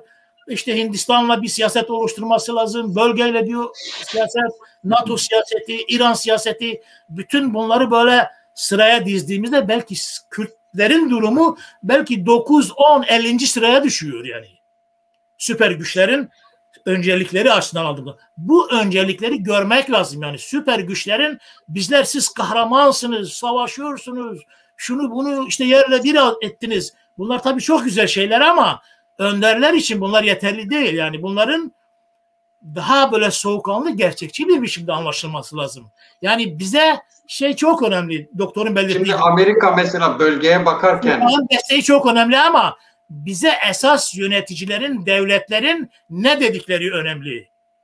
Yani bizim bakış açımızı şuraya ya da buraya adım atmamızı aslında onlar ki mesela Biden muhalefetteyken öyle demiş olması iyi bir şey ya da yani başkan yardımcısı ya da gayri resmi mesela protokole geçmiş mi? Bunun için bir program yapılmış mı? Hayır. Yani kalkmışsın Allah'a ısmarladık diyeceğimiz ya da hadi hayırlısıyla mücadeleler, iyi mücadeleler diliyorumsa inşallah işte ben de sen de Kürdistan'ı görürüz. Şimdi bu protokol dışı bir iyi niyet mesajıdır. evet. Mesela onu öyle. Bir de yani şunu bilmemiz lazım. Yani o karamsarlığı büyütmeyeyim. Yani güneyde olan, Rojava'da olan aslında yani diyelim ki uluslararası güçler Kürtleri öldürmek istemiyorlar. Öldürmek istedikleri için değil. Yani kuş kafesten kaçıyordu. Kuşu tutup kafese koymak istiyordular ama biz öldük aslında. Yani ellerinde öldük. Hemen Kerkük gitti. Barajlar gitti. Bilmem petrol gitti. İşte Afrin gitti. Yani aslında yani bizim yanlışlarımız onlar henüz bu uluslararası sınırlar için diyordu ama biz onu şey yapamadık yani maalesef yani. Peki Kekmurat şimdi mesela Amerika bölgeye baktığı zaman merkezine yani Kürtlerin hakları korunacak bir mekanizma gibi mi bakıyor? Dört devlet ve Kürtler gibi mi bakıyor? Yani hani devletler var, statüko var. Yani bunu şundan dolayı soruyorum. Mesela diyelim ki Irak'ta ilk bu anayasa tartışmaları olduğu zaman biliyorsunuz Irak valisi, Amerika'nın atadığı Irak valisi aslında eyalet sistemi önermişti yani. Amerikan kafasında böyle bir Bremen eyalet sistemi önerdiği zaman Süleymaniye ayrıydı, Evler ayrıydı, değil mi? Doğu ayrıydı. Barzani kriz yarattı aslında. Yani bir bölgesel kriz yarattı. Dedi ki kabul etmeyiz. Savaş çıkar yani. Ve bunun üzerine aslında geri adım atıldı. Buradan da mesela diyelim ki şöyle bir şey var mı acaba? Yani Amerika bölgeye aslında yani statüko korunsun ama bu statüko içerisinde insanların mümkün olduğunca oranın koşullarına göre demokratik işleyişleri olsun. Evet, yani Kürtlerin merkeze alan bir şey. Evet, çünkü Kürtlerde şöyle bir eğilim var. Yani bizde hepimizde var. Zaman zaman şey yapıyoruz. Yani en küçük bir açıklamayı işte Amerika devlet istiyor diye düşünüyoruz. Devlet istiyor mu? Böyle bence yani sınırları değiştirmeye kalktığımız zaman bunu hiç kimse desteklemez ve hiç kimse kabul etmez. Yani süper güçlerin anlaşması da Birleşmiş Milletler'de, NATO'da. Şimdi NATO Türkiye'nin müttefiği, yani Türkiye NATO'nun içinde bir güç. Madde 105. Peki o zaman yani Kürtlerin referanduma gidip bağımsızlık istemesi yanlış mıydı? Yanlış değil, bir haktı. Zaten Kürtler yani danışma niteliğinde bir şey yaptılar aslında. Yani çok doğal bir haktı. Onu bence başka gerekçeler, başka meseleler nedeniyle istismar edilerek bence şeyin başını İngiltere çekti aslında. Yani İran Türkiye'den ziyade İngiltere işin başını çekti ve İran'ı da Türkiye'yi de Amerika'yı da yani Trump'ı da kışkırtarak işin içine katan bence İngiltere oldu. O da yani petrol anlaşmalarının Rusya ile yapılmış olması ve Rusya'nın çok büyük bir sermaye ile Kürdistan'ın petrol alanlarına girmesiyle Kerkük'ün Rusya'nın eline, petrollerinin demek istiyorum, Rusya'nın eline düşebileceği endişesiyle İngilizlerin bence uluslararası bir komplosu. Ama şunu gözden kaçırmayalım. Aynı dönemde Katalonya referandumuna da şey yaptılar. Tabii dünya yani. Ona da tabii. Ben yani şunu demek istiyorum ki yani Irak'ta bağımsız bir tabii kesin olmaz denemez ki. Yani toplumsal olarak öyle o kadar farklı gelişiyor ki hiç ummadığımız şeyler çıkabilir ama benim görebildiğim öngörülerle, görebildiğim kadarıyla ancak Araplar, Sünni ve Şii Araplar biz artık birlikte yaşayamayız noktasına gelir ve ayrılırlarsa Kürtler yerinde bağımsız kalırlar. Yani aslında Kürtler referandum yerine mesela öyle bir siyaset izleyip Arapların önüne, yani biraz gerileyip belki veya Arapları diyelim ki bu sorunu öne çıkarıp Arap sorunu şeye gelseydi, ki zaten beraber yaşayamıyorlar. Yani çok kötü şeyler yaptılar, halen de sürdürüyorlar. Yani onlar beraber yaşayamayacak ya da ayrılacak noktaya geldiklerinde bağımsız bir Kürdistan oradan çıkar. Onun dışında ben çok çok zor görüyorum yani. Evet, yani ulusal sınırlar içerisinde, yani Irak'ın sınırları içerisinde, Suriye'nin sınırları içerisinde, Türkiye'nin ya da İran'ın sınırları içerisinde Kürtler stratejik olarak kendi potansiyelleriyle konfederasyon bile elde etseler dünya destekler. evet. Yani sen otonomi ancak alabilirsen orada kalır, sana düşmanlık yapmaz ama orada kalır. Senin için hayır otonomi alma da gel bilmem şunu al demez.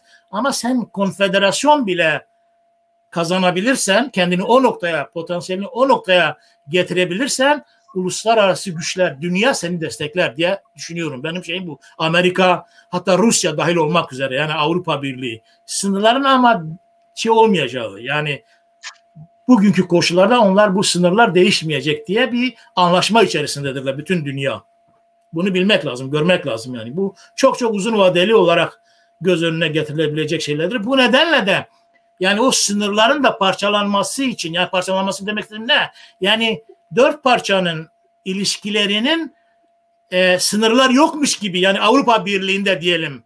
Hani devletler var ama bir Fransa, Almanya, şu bu ülke var ama baskılar diyelim ki iki ülke, Fransa ile İspanya arasında ya da diğer milletler, bu gümrük birliğinin kalkmış olması, bu başka bir sürü öyle kanunlarla öyle olmuş ki şeyler, yani İspanya'dakilerle Fransa'daki baskılar artık yani bir devlet gibi olmuşlar. Yani halkları birleşmiş. Yani Kürtler de böyle bir siyaset izleyebilirler. Yani ticari anlaşmalarla, sınır anlaşmalarıyla, kültürel anlaşmalarla sayılabilecek daha pek çok anlaşmalar var. En azından bugünkü koşullarda bu devletler arasındaki sınırların, onların o parçalanmışlıklarını o derecede ortaya çıkaracak bir rolden çıkarmaları gerekir. Yani daha rahat gidip gelebilecekleri, her iki tarafta, üç dört tarafta yaşayabilecekleri, iş yapabilecekleri falan. Avrupa Birliği diyelim ki, kaba bir şey söyleyeyim, yani tabii o kadar olmaz ama bir şey olsun diye, yani örnek olsun diye, uzatmamak için. Olabilir evet. Yani mesela buna benzer stratejiler izlemelidirler Kürtler diye düşünüyorum. Evet. Peki sizce bir ekleme yapabilir miyim buna? Belki yeni sorumu sorayım. Hem ekleyin hem soruyu da şey yapın. Yani hem ekleyin Murat'ın söylediklerine eklemek istediğinizi. Kürtler yani bu hani dört parça içinde geçerli. Özellikle Rojava ve Başur için Kürtler nasıl bir stratejiyle yaklaşmalılar uluslararası ilişkilere? Buyurun. Şimdi zaten benim de söylemek istediğim aslında oydu. Yani bir başkalarına sempatiyle bakan, onların yanında olan ama kendi işlerinde kavgalı olan bir halkın kimse yanında olmaz. Kimse de elini uzatmaz. Onun için büyük mesele, en büyük mesele Kürtlerin kendi aralarındaki birliğin sağlanması. Hedefinin Kürtlerin dünya içerisinde, Orta Doğu'da kendi bir millettir ve bu milletin üzerinde güneş, Orta Doğu güneşi kendilerinin üzerine doğsun güneşi. O da görsün diğer milletler gibi. Yani Orta Doğu güneşi Kürtlerin de üzerine doğsun. Böyle bir tabir. Şimdi tabii Murat Bey'in söylediği teknik devlettir, sınırdır falan öyle değil. Dünya şunu söylüyor. Diyor ki tehlikedeki bir halk Kürtler diyor. Yani kimliğiyle, varlığıyla, diliyle bölünmüş, ezilmiş, asimile edilmiş bir halk var. Bu halk, ya dünyada insanlar artık falan işte bilmem kuşun nesli tükeniyor. Ona sahip çıkıyor. Yani Kürtlere diyor ki siz artık şeysiniz yani tehlikede bir halksınız. Haklarınız yenmiş diyor. Şimdi Türkiye'de mesela Türkiye-Suriye arasındaki sınır Türklerle Araplar arasında değil. Kürtlerle Kürtler arasında bir sınırdır. Yani Sakız Pikot bilmem ne cetvelle çizildi ya Birinci Dünya Savaşı döneminde. İran Türklerle Acemler arasında çizilmemiş. Kürtlerle Kürtler arasında çizilmiş. Güneyde Kürdistan'da da öyle. Yani Kürt'ün bir kardeşi burada kalmış, öbür kardeşi veya amcası sınırın öbür tarafında kalmış. O bayramlarda birkaç sene önce hani tellerle Suriye hududunu bilirsiniz. O Evet. gidip işte 1-2 gün, 3 gün falan müsaade edilirdi. O tellerden atlamalar, gitmeler falan. Şimdi bütün bunlar Kürtler, dünya şunu söylüyor. Yani Kürtler bir halktır ve Birleşmiş Milletler kararlarına göre özgürlükleri hak eden bir halktır. Belli bir statüye sahip olması gereken bir halktır. Bu görüştür. Ve Kürtler tehlikede olan bir halktır, mazlum bir halktır, halkları yenmiş bir halktır. Dolayısıyla bunlara sahip çıkmamız gerekiyor. Bu Kürtler için değil, kendi menfaatleri de olabilir ama dünyanın, Orta Doğu'nun istikrarı için de bu gereklidir.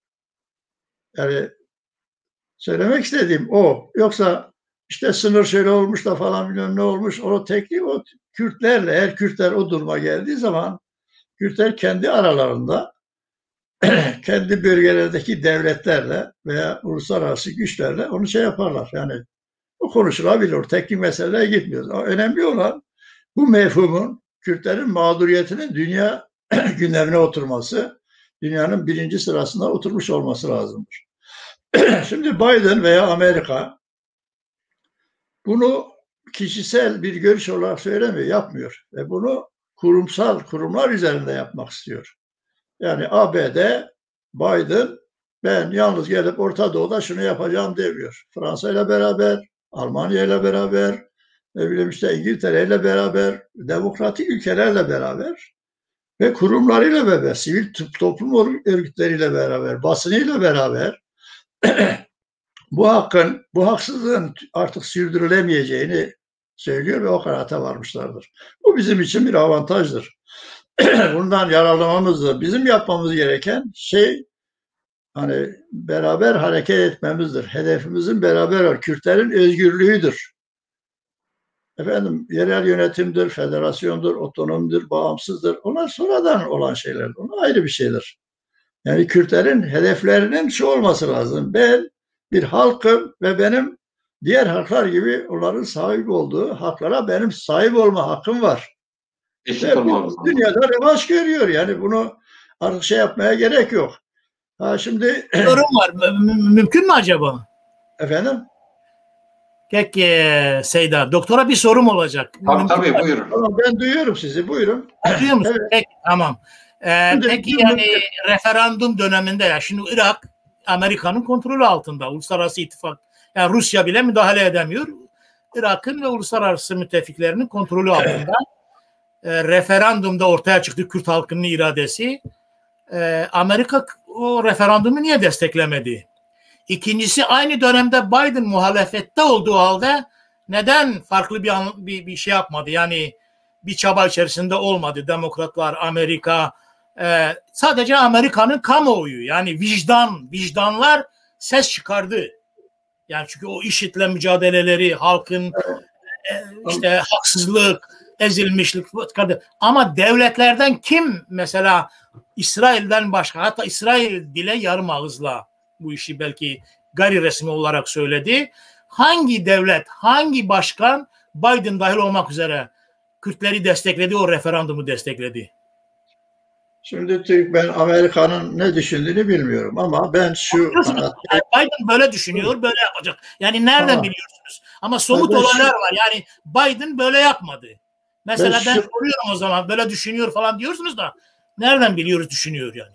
Ben düşündüğünü kendim söylemiyorum. Benim Amerika'nın ne düşündüğünü ben söylemiyorum. Amerika'nın dediklerini söylüyorum. Amerika bunu diyor. Amerika başından beri biliyor ama Amerika'nın ne söylediği resmi olandır bence. Yani tabii halklar, insanların da ne söylediği önemli ama belirleyici olan Amerikan başkanının onu söylemesi. Yani Biden Amerikan başkanı olarak ne diyecek, hangi karara alacak o önemli. Muhalefetteyken bir kişi olarak söylediği sadece vicdani bir olaydır. Yani hiç kimseyi bağlamayan, sadece Biden'i bağlayan vicdani bir olaydır. Bunu elbette ki alalım. Bu büyük bir olaydır. Bu bizim dostumuzdur. Ben Biden'in Kürt dostu olduğuna da inanıyorum. Ama Biden Amerika'ya başkan olmak üzere gelmiş. Kürtlere hayır cemiyeti kurmak, Kürtleri kurtarmak üzere gelmemiş. Kürtlere her türlü desteği yapacak ama Amerikan devletinin çıkarları neyi gerektiriyorsa onu yapacak. Onun üzerine tartışmaya gerek yok. Zaten Amerika'nın menfaati neyse yapar. Ama ben diyorum ki bugün, gelinen bu günde Amerika'nın menfaati Kürtlerle beraber gitmekten yana gibi görüşüyor. Nereye kadar zaten o önemli. Tabii bir yere kadar öyle de. Nereye kadar? Şunu söyleyeyim. Bir dakika. Şunu da söyleyeyim. Yani ABD yalnız başkanlık değildir. Yani yalnız başkanın inisiyatifinde olan bir devlet değil. Amerikan başkanı, başkan yardımcısı, parlamento işte bakanları vesaire. İkincisi yasama meclisidir. Üçüncüsü tabii biliyoruz. Hepsini biliyoruz da yani biliyorum yani. Ama dördüncüsü resmi kararı var yani. Hangisinin resmi kararı var? Bir senatörün bir demeci var. Ama senatonun mu kararı var? Başkanlığın mı kararı var?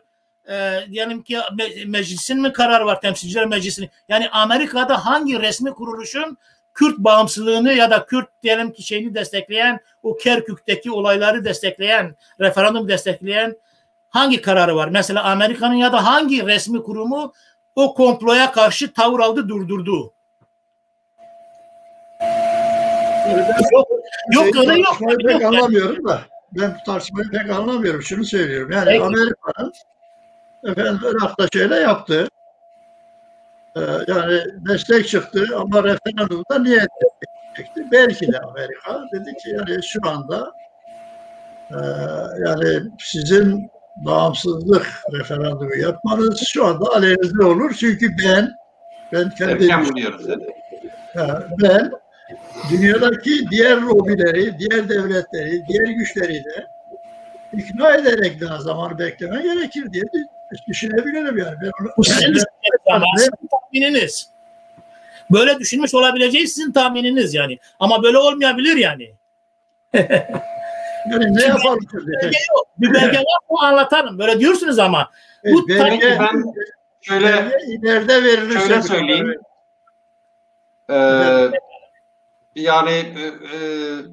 Yani sorumu sorayım. Son sorum olsun. Düşüncenizi söyleyin. Sonra da yani kendiniz hani ben şunu da söyleseydim iyi olurdu dediğiniz şeyleri ekleyin. Çünkü 1,5 saati geçtik. Bu arada izleyicilerimiz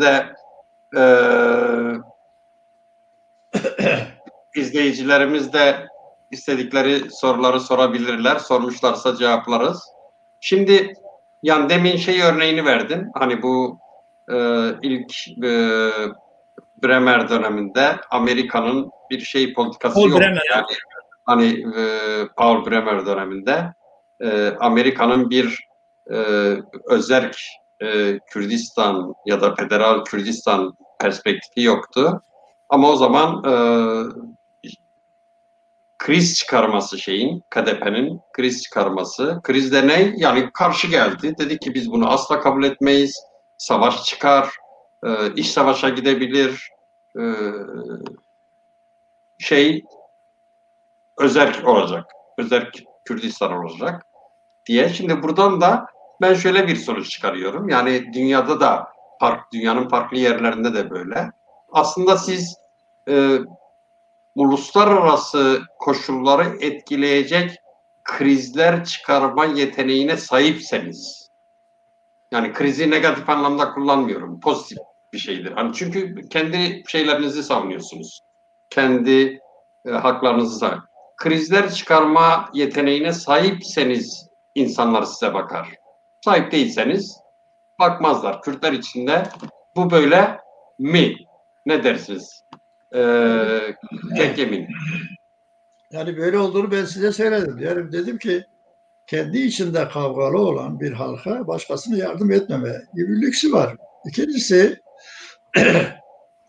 ben işte Amerika hangi kararı verdi Kürtlerle ilgili, böyle bir karar yok. Ama ben Kuzey Irak'ta Saddam'ın devrilmesinde, o tuzağın kurulmasında ki Amerika'nın şeyi var, yani bir programı var, programın gereği var, programın arkası var. Amerika bugün Kürdistan'da hem Kuzey Irak'ta hem Suriye'nin kuzeyinde bir takım şeyleri var, statüs nedir o, e, kuruluşları var, havaalanı var, bilmem tesisleri var, işleri falan var. Bunlar bazı şeylerin işaretleridir. Amerika hangi kararı verdi? Verdiği zaman zaten hepimiz veririz. Böyle bir karar yok ama böyle bir niyeti okuyorum ben. Ben diyorum ki bunu okuma da değil. Adam başka yere söylüyor. Yani diyor ki bu halk mağdurdur ve bu halkın herkese buna yardım etmesi gerekiyor. Mesela bir belge daha 54 tane senatör Amerika'da işte Biden'a şey yaptı, bir mektup gönderdi. Yani dedi Kürtlerin işte haklarını savunması, işte e, Erdoğan'ın işte otoriterliğine karşı bir şey yapılması falan. Siz bunlar belge değil midir? Yani bunlar ama sadece yani içerideki olaylarla ilgili tutum belirlemeleri. Bağımsızlık olayıyla ilgili değil, yani onu demek istedim. Ben bağımsızlığı söylemiyorum. Ya lütfen bunu bağımsızlıkla işliyor. Kürtlerin mağduriyeti var. Kürtlerin bir haklara sahip olması var. Bu federasyon olur, bu yerel yönetimler olur, bu otonomi olur. Yani bu bağımsızlık hemen şey yapmaya gerek yok. Ben demin de söyledim ama sözümü bitiremedim. Amerika'da 4 tane şey var. Yani birincisi dedim ya, başkanlık ve başkan yardımcısı vesaire. İkincisi Pentagon. Ondan sonra yasama meclisi ve en önemlisi lobilerdir. Başkan yarın, demin de söyledim, başkan yarın ben Kürtleri sildim, ben yardımdan vazgeçtim deseler bile bu kurumlar, bu lobiler, bu sivil toplum örgütleri, bu basın kuruluşları, bu sanat bilmem ne üst kurumları, Birleşmiş Milletleri elemanları bunun yanlış olduğunu söylerler. Yani bu meseleye, Kürt meselesine Batı'nın bakışını, Amerika'nın bakışını, iyi niyetli bakışını silemez kimse.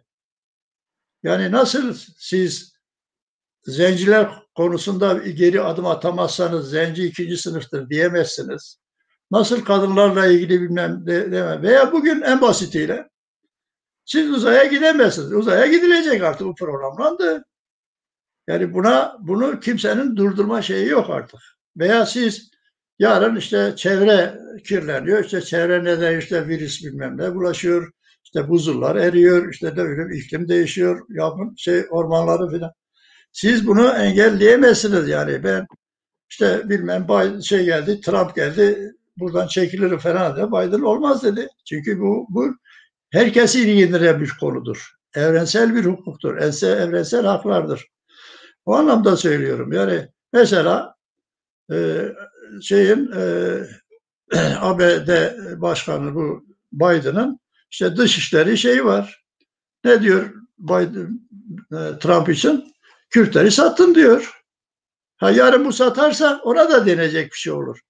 Ben kimsenin garantisinde değil. Amerika'nın şunu yapacağı, bunu yapacağı şeklinde. Ben niyetimden okuyorum. Ben şimdi diyebilir misiniz ki MHP Kürtler içinde işte iyi konuşuyor, iyi yani konuşmadı belli. Yani ben artık bunu tartmaya gerek yok. Adamın niyeti belli. Anlatabiliyor muyum? Yani Türkiye'deki sağcı partilerin, ırkçı partilerin Kürtlere bakışı belli. Liberalleri mesela Türkiye'de çok sayıda Kürt dostu Türkler var. Bir sürü aydını var, yazarı var, bilmem liberalı var, sosyalisti var.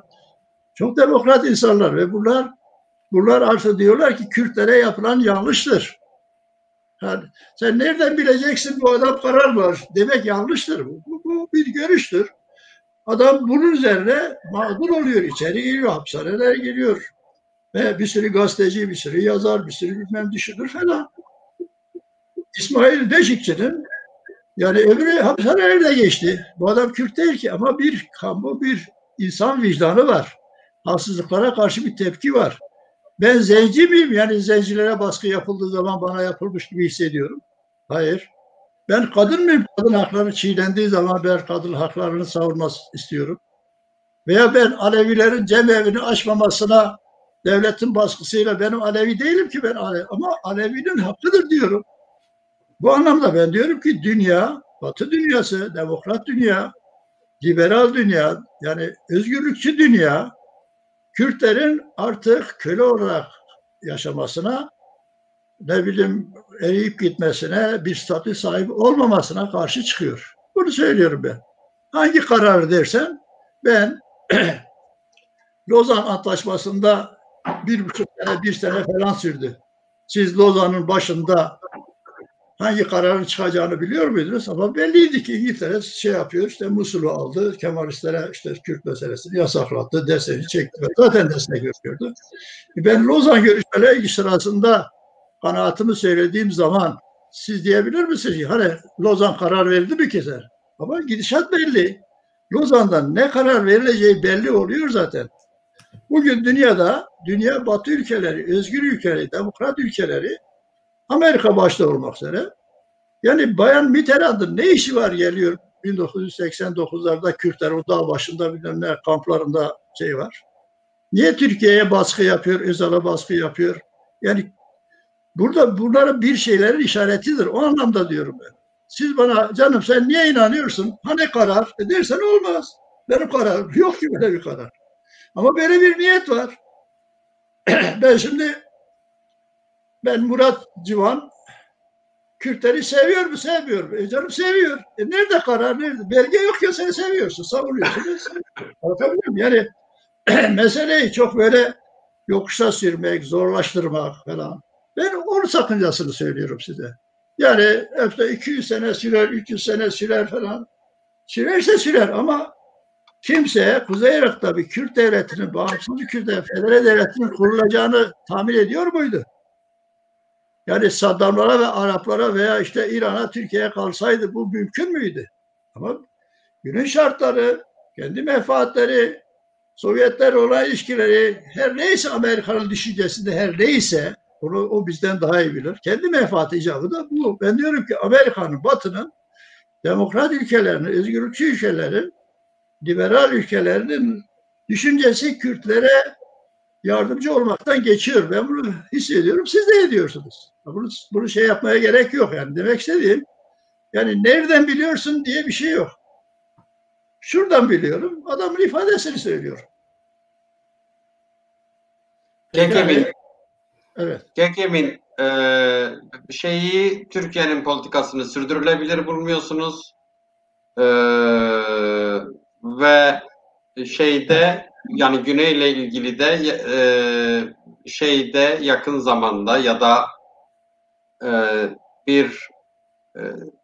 yani Batılıların, Kürtlerin ulusal demokratik hakları için uğraşacaklarını söylüyorsun. Evet. Evet, tamam. Evet. Teşekkür ederim. Kesinlikle eklemek böyle. istediğiniz bir şey var mı Kekemin? Hayır. Yani eksik kaldı, şunu da söyleseydim iyi olurdu, konuşsaydım iyi olurdu. Kürt meselesi yani mezheplerin, inançların, dinlerin falan üzerinde bir konsensüsler. Kürtler artık onu aşmış. Ben Aleviyim işte Kürt değilim veya ben Sünniyim de ben Kurmancı Zaza'dayım. Böyle yok. Yani bu şeyleri, meseleleri, bu farklılıkları aşmış bir halk var. Bu bilinçtedir. Kürtlerin yapması gereken bir takım ideolojik farklılıklarla, yani o ideolojik farklı insanların ideolojileri, bir takım ideolojileri olabilir. Müslüman olabilirsin, sosyalist olabilirsin, ateist olabilirsin, Sünni olabilirsin, Alevi olabilirsin. Onlar ayrı ama bunların Kürt meselesini yani sekteye uğratacak sertlikte ayrılıklar olmaması gerekiyor. Kürtlerin önünde bir hedef olması lazım. Hedef bu. Kürtler, biz Orta Doğu'nun, dünyanın mağdur bir halkıyız ve bizim dünya insanları gibi, milletleri gibi bir takım haklara sahip olmamız gerekiyor. Bunu sahip olurken de bizim ayrı düşüncemizi, ayrı fraksiyonumuzu illa ileri koyup siz de gelin benimle işte örneğin ben sosyalistim veya komünistim siz de benimle komünizmi veya ben Müslümanım gelin benimle Müslümanlığı savunun o çizgide olmaz yani. Burada herkes kendi inancı. Kim cennete gidiyorsa gitsin. Kim Sırat Köprüsü'ne çok rahat geçiyorsa geçsin. Ama şunu biz biliyoruz ki yani İslamiyet, dinler, mezhepler yani sömürü şeyleri olabiliyor devletlerin elinde. Mesela siz Türkiye'de bu kadar işte Diyanet var, cami var, vaiz var, hoca efendiler var, işte bilmem ne falan, falan caminin bilmem nesi var, cübbelisi cübbesizi var. Siz bir gün bu Müslümanlar bunların, Kürtler de Müslümandır, onlar da bir halktır, onların haklarını çiğniyoruz, onlara haklarını vermemiz lazım dediklerinizi gördünüz mü? Şimdi bu şunu söylemek istiyorum. Kürtler Müslüman olabilir, inanca inanabilir, cennete girebilir. Ama ben Müslüman olduğum, Müslümanlık üzerinden haklarımı savunuyorum derse yanlış olur. Ben Marksistim, işte bilmem işte sosyalistim ben falan, işte ben illa sosyalizmle bu yol gider deme şeyine şey yapıyor. Yani burada ısrarcı olmamalı, diretmemeli. Kürtler Evet. yani kristalize değil, amorf bir kitle olması lazım. Benim boyum, sizin renginiz, öbürünün teni, öbürünün dili, öbürünün mezhebi önemli değil. Bunların üstünde olması gereken bir şey var. Kürtlerin mağduriyetidir. Kürtlerin bir takım haklara sahip olma hedefidir. Bunu söylüyorum. Peki. Kek Murat. Aslında pek çok konuda doktorla farklı şeyler düşünmüyoruz. Aynı şeyleri düşünüyoruz. Zaten ben de başta söyledim. Yani dünya eski dünya değil. Pek çok ülkede uluslararası alanda artık Kürtlere farklı bir bakış açısı var. O işte doktorun belirttiği senatörlerin, Mitterrand'ın, işte daha başka benzeri insanların, Henry Levy'nin, işte bir sürü böyle aydınların, işte insanların, sokaktaki vatandaşların desteği gerçekten var. Buna katıyor ve bu önemlidir. Bunu önemsememiz lazım ve bu bizi destekliyor da. Yani mücadelemizi olumlu destekliyor. Bunu takdirle karşılamak, bundan yararlanmak, istifade etmek ve buna teşekkür etmek lazım. Bu böyle. Yani tabii bunun vicdanla da, ahlakla da ilgisi var. Ama bir şey var, ben onu söylemeye çalıştım zaten başta. Yani devletlerin Kürtlere şu anda verdiği destek ya da Türkiye'ye işte şunu da yap, bunu da yap ya da Irak'a, Saddam'a ya da işte şu İran'a ya da diğerine dedikleri destek, çünkü devletlerin ahlakından ziyade çıkarları var. Yani o çıkarlar açısından meseleye yaklaştığımız zaman, yani bizim bugünkü koşullarda Türkiye'de, diyelim Irak'ta ya da diğer taraflarda bir takım haklar elde etmemiz aynı zamanda onların çıkarları icabıdır da. Yani onu anlatmaya çalışıyorum. Yani globalizmin geldiği yeni dönem aynı zamanda onların sermayelerinin, insanların, devletlerinin çıkarları da bunu getiriyor. Yani o eski devlet biçimi bunu engelliyor. Şimdi bu aslında daha iyi bir şey. Yani vicdan ve ahlak da iyi, onu ekleyelim. Ama aynı zamanda bunu bildiğimiz zaman bu daha iyimser olmamızı gerektiren bir şey. Yani yeni bir dönem gelmiş. Bu yeni dönemde süper güçlerin, işte önemli güçlerin uluslararası çıkarları bu devletlere bunu deme aynı zamanda onların çıkarı gereğidir. Yani sadece bize acıdıkları, bizi sevdikleri için falan değil. O anlamda ben onu söyledim. Yoksa aslında katılıyorum, o ahlaki görevler tümüne de katılıyorum. Farklı düşünmüyorum. O nedenle uzatmak istemiyorum. Peki şimdi ya bir şey söyleyeyim lütfen. Bir şey söyleyeyim. Peki Emin, şimdi soruları da alacağız. Tamam, bir şey söyleyeyim hemen. Peki. Şimdi AGİT Türkiye'de işte diyelim ki Kürtçenin işte kendi ana diliyle eğitimi. AGİT'in burada ne menfaati var? Çok menfaati var. Yani bu bir dakika. Avrupa İnsan Hakları Mahkemesi'nin işte Selahattin Demirtaş veya kararları ne menfaati olabilir? Ya çok büyük menfaatleri var. Batı dünyasının demokrasi menfaatleri var. Olmaz olur mu Doktor Bey? Yani Türkiye ile ortak gümrük birliğinin yaşaması için Türkiye'nin hukuka, demokrasiye, insan haklarına uyması gerekir. Yani demokrasiye uymayan, insan haklarına uymayan, halkların haklarını mezhebi, dini, etnik bakımdan vermeyen bir Türkiye'yle aynı şeyi söylüyorum. Zaten demokrasi istediği için istiyor. Zaten yani, Avrupa sen benimle beraber olacaksan diyor. Hukukun olmadığı yerde, hukukun olmadığı yerde, demokrasinin olmadığı yerde Alman sermayesi gidip oraya yatırım yapmaz. Alman halkı oraya silah satışına müsaade etmez. Yani ilişkisi çok ama şimdi burada anlatacak, son anda anlatacak değiliz. Hem ilişki bakımından devletlerin çıkarları, kurumların çıkarları, hem de halkların vicdanları, bilinçleri, bu bahsettiğiniz mesela çevre, işte insan hakları, kadın hakları, diğer bütün meseleler gene aynı biçimde ahlaki olarak gelen sorunlar. Ben bunlar da gene globalizmin getirdiği yeni dünya düzeninin, yeni diyelim ki ilişkili biçimlerinin sonuçları olarak görüyorum ama tümüyle doğru olduğunu, doktorun doğru söylediğini söylüyorum ama sadece ahlaki bir görev olarak ortaya çıkmıyor bu. Yani benim söylediklerimde aslında daha iyimser, daha güven verici bir şey var. Yani bir temel, değişmeyen bir temel var. Ama bu yetmiyor yani. Bizim de içeride bunları bilerek stratejik davranmamız gerekiyor. Yani karşılıklı bağımlılık ilişkileri, karşılıklı ekonomik bağımlılık ilişkileri bir taraftan zaman bunun düzeyinin ne olabilir? Yani mesela bir süper güç, bir Amerika, bir Biden geldiği zaman, tabii Biden bizim dostumuz. Her zaman dostumuz oldu ve ne Rojava'da ne de Güney'de bizim ezilmemize göz yummaz. Bir Trump gibi değil yani. Bunu biliriz. Ama şu Biden siz bağımsız Kürdistan'ı kuracaksınız dedi. Öyleyse biz bağımsız Kürdistan'ı diğer iki liderimizin yaşadığı dönemde kuracağız. Bu hayale kapılırsak bence rasyonel davranmamış oluruz. Nihayet referanduma, ondan sonraki olaylarda rasyonel davranmadığımız konusunda somut belirtiler çıktı. Mesela bir Irak anlattım, yani tamamıyla çökmüş, harabeye dönmüş bir Irak'tan çıkmadı.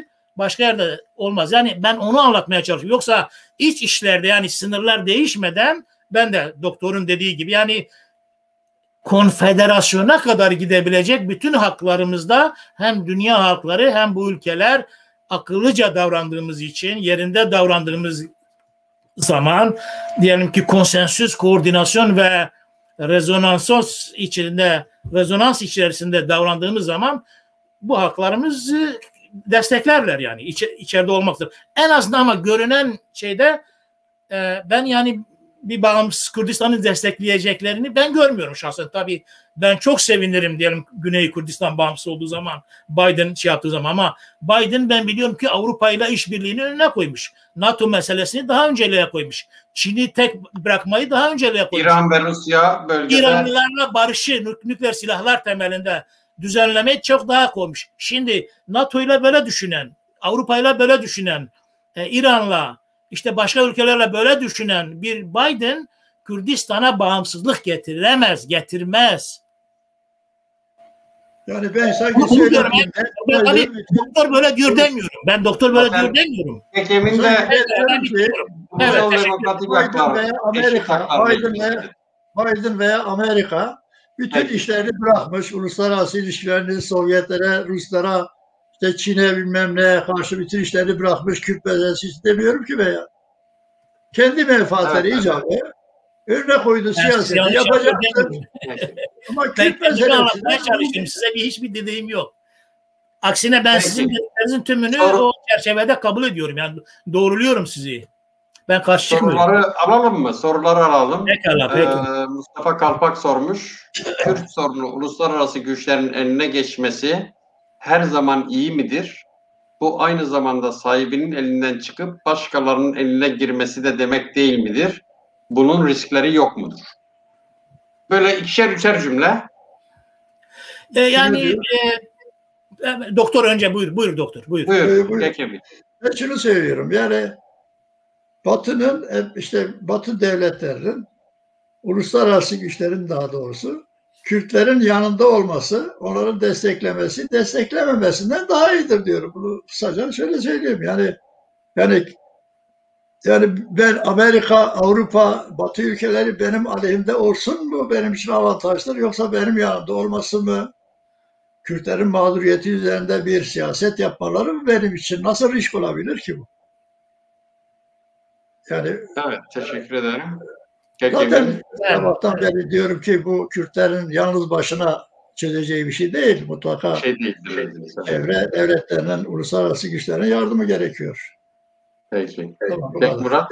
Ben bir şey söyleyeyim. Yani tabii yeni dönemde uluslararası, yani globalizm çağında uluslararası ilişkiler çok böyle iç içe geçmiş durumda ve bir sürü mesele geçmişte ulusların egemenlik hakları çerçevesinde iç işlerine müdahale edilemez denilen bir ortamdan insan hakları söz konusu olan hakların sınırları değiştirmemek üzere, yani diyelim ki bölmemek üzere olan bütün iç işleyişlerde halkların, insanların, işte farklı mezheplerin, etnik toplulukların, kadınların, çocukların, tüm sayılabileceğimiz kategorilerin haklarının verilmesi artık iç işlerine müdahale gibi görülmüyor. Bu bir. İkincisi, bu böyle ama yani biz biliyoruz ki uluslararası güçler, büyük güçler bir yerde toplanıp debelendikçe zayıflar ayak altında kalıyor. Ama bu soruyu o zaman Kürtlere değil, Türklere ve İranlılara, Suriyelilere sormak lazım. Yani çünkü bu işin uluslararası şeye taşmaması ancak Türklerin gerçekçi davranmasıyla, İranlıların gerçekçi davranıp bütün vatandaşlarının, yani Kürtlerin Kürt haklarını, Alevilerin Alevilik haklarını, çocuk haklarını, kadın haklarını, neyse sayabileceğim çevre meselesini, yani haklı ve doğru bir de çözmesi gerekir.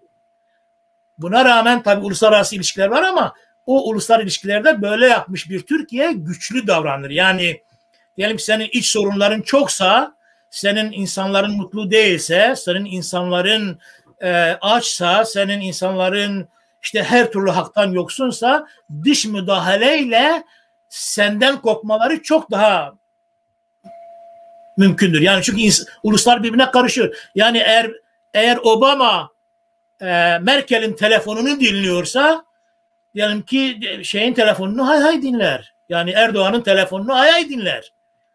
Şimdi sen öyle yapacaksın ki içlerine karışır. Ama sen öyle yapacaksın ki uluslararası şu ya da bu müdahale olsa bile senin halkının geldiği refah, işte iş, özgürlük, haklar onun o tür şeylere iltifat etmemesine getirilecek bir noktaya gelmeli. Bunu da yani bu ülkelerin yöneticilerine sormak lazım. Peki, teşekkür ederim. Başka soru, Reji? Ali Doğan, Kürtler kendi aralarındaki sınırların kısmen kaldırılması için kendi parçalarında serbest pazar bölgelerini bazı özel anlaşmalarla teşvik yönünde politika izlemeli. Bu da ekonomik olarak kredisini arttırmak ve cazip hale gelmekle olur. Tabii bunun için çatışma olmaması gerekir. Kürt bölgesinin kredisi nasıl arttırılıp cazip hale getirilebilir? Herhalde Ali Doğan soruyla soru haline getirmiş. Soru işaretiyle. Pekala, buyurun. Kekemin? Efendim? Soruyu okuyayım mı tekrar? Okuyabiliyor muyum? Uzun bir okuyorum da uzun yok orada ama ben bir şey söyleyebilirim mesela eğer isterseniz. Yani şimdi benim şey olarak söylediğim mesele şu: Kürtlerin demokratik yollarla sivil örgütlerle, sivil kitlelerle, sivil toplum örgütleriyle, ne bileyim çeşitli kurumlarıyla kendi devletlerine ve dünya devletlerine bunu iletmeleriyle herhangi bir savaş, herhangi bir silah, herhangi bir çatışma Kürtlerin lehinde değil. Bunu söylüyorum yani.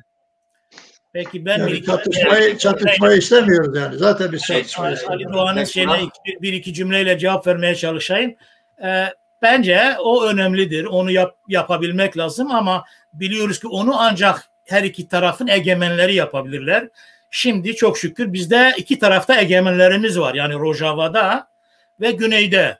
Yani biz Kürtler olarak Rojava'nın ve Güney'in kendi komşularıyla barışçıl düzeyde ve karşılıklı çıkarların korunması düzeyinde ticari, ekonomik, kültürel her türlü ilişkileri sağlamalarını desteklemeliyiz. Yani bu çerçevede diyelim ki Güney Kürtleri, Rojava Kürtleri, eğer biz İran'la, eğer biz Suriye ile diyelim ki karşılıklı anlaşıp karşılıklı çıkarlar temelinde iş yapmak istiyoruz derlerse, oranın Kürtleri olarak bile bunu desteklemeliyiz diye düşünüyorum ben. Yani bu çok önemli bir temel yaratır.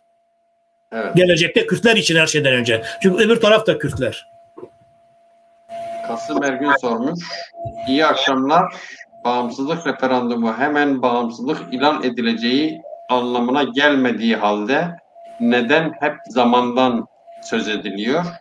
Ya da sözü edilen ne zamandır? Sizce selamlar. Kekemin? Bunun ertelemenin gereği yok. Yani bu Kürt meselesi artık son haddine gelmiştir. Bunu işte bağımsızlık referandumu erkendir veya işte ne bileyim gerek yoktur. Bunu demek son derece yanlıştır. Bütün dünya devletleri hangi haklara sahipse Kürtlerin de bu haklara sahip olması gerekiyor. Bu hakları almanın yollarını, çarelerini bulması gerekiyor. Yani bunu ertelemek, bu bağımsızlığı ertelemek, bağımsızlığı kabul etmemek veya erken bulmak veya ne bileyim işte fraksiyonlar veya düşünceler şeyiyle ben buna karşı çıkıyorum. Bir takım Kürt fraksiyonlara çıkıyor, ona da karşı çıktı. Bu yanlış bir şey yani. Kürtlerin kendi temel haklarına hiç kimsenin karşı çıkma hakkı yoktur. Ben bir iki cümle söylemeye çalışayım. Belki bu konuda en çok böyle farklı öneriler referandum öncesine de getirenlerden birisiyim. Hatta ben şeyi esas aldım. Yani bir kere danışma niteliğinde bir referandumdu, onu bilelim. Referandum çok doğal, çok Kürtlerin hakkıydı. Pek çok bakımdan referandumun çok önemli sonuçları olmuştur. Mesela Kerkük 140. madde diyelim ki yıllarca uygulanmıyor ama referandum bir ya da 140. maddenin sonuçlarını vermiştir. Yani bu anlamlarda referandumun çok büyük böyle tarihsel boyunca kaldırılamayacak, hiç kimsenin kaldıramayacağı, hiç yani parlamentoların, şunların bunların kaldıramayacağı bir düzeyde bir kazanımdır. Bu işin bu yanı ama Kürtlere çok çok ağıra mal olmuştur. Yani Kürtler bir referandumu kazanmıştır ama topraklarının %40'ını kaybetmiştir. Benim kanaatime göre, benim önerime göre Kürtler tabii elbette ki referandumdan vazgeçmemeliydiler ama kendi müttefikleri yani ABD, İngiltere ve diğer ülkelerle yani müttefik ülkelerle beraber davranıp onların da ikna, yani bizim içimizden Amerikalılar, İngilizler yapmayın derken yanlış düşünmüş olabilirler. Ben onlar doğru düşünüyordu, bize hak vermiyordu, biz haklıydık, öyleyse onları dinlemememiz gerekir. O anlamda demiyorum. Yani biz haklı olsak bile müttefiğimizi de ikna edecek sabrı göstermeliyiz diye düşünüyorum. Çünkü öyle bir stratejik, yani bizim peşmergemiz hayatını veriyordu ama bizim peşmergemize uluslararası güçlerin füze, savaş, uçak, başka alanlarda çok büyük katkıları vardı. Yani onlarsız verilemeyecek. Çünkü karşı taraf da öyle o anlamda çok büyük böyle şeye sahipti. Yani yıkıcı silahlara sahipti. Yani başka ekonomi anlamda, başka alanlar düşündüğümüz zaman işte İsrail'i bir yerde onun için örnek verdim. Yani İsrail bugün de halen de bir konuda bir isteği var. Gidiyor Amerika'yı ikna edemiyor. İkna edemeyince sen yanlışsın diyor, kızıyor, bir sürü yazıyor bilmem ne ama Amerika başkanını ve bu yetkili kurumlarını ikna etmeyinceye kadar o adımı atmıyor. İngilizleri Avrupa Birliği'ni ikna etmeyinceye kadar atmıyor. Çünkü yani kendi başına davranmak istemiyor. Bizim de bu tür stratejileri geliştirmemiz gerekir. Yani haklı olmak yetmiyor. Ben bu anlamda yani çok mesela referandumdan birkaç gün önce öyle bir noktaya gelmiş. Hatta referandum ertelenebilir diye yazı yazdım açıkça. Yani gizli değil. Benim yazım var. Bana küfredenler oldu. Sen nasıl böyle bir şey yazarsın diye. Ben çekmedim. Hani yazını çek diyenler oldu. Ben çekmedim. Dedim ki yani biz haklıyız. Ama müttefiklerimiz ikna değiller. Müttefiklerimizin ikna olmadığı koşullarda Serok Mesut Barzani'nin gidip müttefiklerimiz ikna olmadıkları ve böyle bir şeyi önerdikleri için biz ikna olduğumuz halde, hakkımız olan halde müttefiklerimizle ayrı davranmayıp diyelim ki 2 ay erteleyebiliriz diye ben yazı yazdım. Şuna bir ek yapabilir miyim? Ama şöyle bir şey de var Kek Murat. Ben yani bu anlamda dediğimiz zaman yani ben bitireyim o zaman, konuşmama da gerek kalmaz. Sonradan mesela Kek Mesut Barzani'nin yazdığı bir kitap var. O kitabı okuduğunuzda göreceksiniz ki yani aslında Amerika desteklememiş, karşı çıkmış, İngilizlerin karşı çıktığını söylüyor. Aslında Kürtler mesela Süleymaniye, onu biliyor musunuz? Süleymaniye'nin %43'ü sandık başına gitmedi. Şimdi Kerkük gitti ama Süleymaniye'nin, şimdi bir ülkede diyoruz ki yani Süleymaniye bu bütün Kürt hareketinin en kültür merkezi, en ulusal hareketin geliştiği şehir. O şehirde referandumun sandık başına %43 insan gitti. Şimdi Kürtlerin, KDP'nin, Yekitli'nin, Goran'ın, bu diğerlerinin bunları görüp birlikte, yani biz daha kendi birliğimizi sağlamamışız. Evet. Bizim diyor toplantılarda hep desteklemiş gibi göründüler ama çıktıktan sonra karşı çıktılar. Şimdi demek ki yani hükümetin, Hevler'in hükümetinin istihbaratı, diyelim ki diğer güçleri bu konularda ya yeterli değildi ya da bu yeterli saymışsa bile bunun yeterli olmadığı ortaya çıktı. Yani bir sürü şey var, olabilir ama yani daha stratejik davranılabilirdi. Ama elbette ki referandum Kürt halkının çok doğal hakkıdır. Aslında başlangıçta bence yani referandum meselesi değil. Aslında Rusya ile o petrol anlaşmaları yapılmasaydı, İngilizler işin başına geçip Türkiye'yi, İran'ı, Amerika'yı ikna etmeseydi böyle bir operasyona, bu operasyon olmazdı. Sonra başka şeylerle Türkiye, yani Kürdistan'ı ikna ederler. Çünkü danışma niteliğindeki bir referandumdu. Ya da diyelim ki böyle iyi davranım, bence en çok Rusya ile yapılan anlaşmalarda belki hatalar aramak lazım. Yani senin gücün onu korumaya, onunla kendi iradeni, egemenliğini korumaya yetmiyorsa sen böyle anlaşmalara mesela niye gidiyorsun? Yani Amerika karşı çıkacaksa, İngilizler Kerkük'ü vermeyip senden alacaksa ve sen onu durduramayacaksan, buna benzer bir takım daha başka şeyler, referandumla ilgisi olmayan şeyler var. Yani bunlar aslında... Yani Kerkük referandum olmasaydı da müdahale edilecek. Tabii yani hani başarır mı, başarmaz mı? Bence olmaz. Belki o zaman müttefikler o daha zaman meşruiyeti olmaz.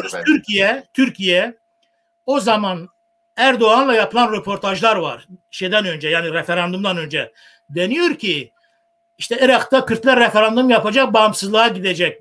Türkiye yok, danışma niteliğindedir. Bizim Irak'ın iç işlerine karışma diye bir şeyimiz yok.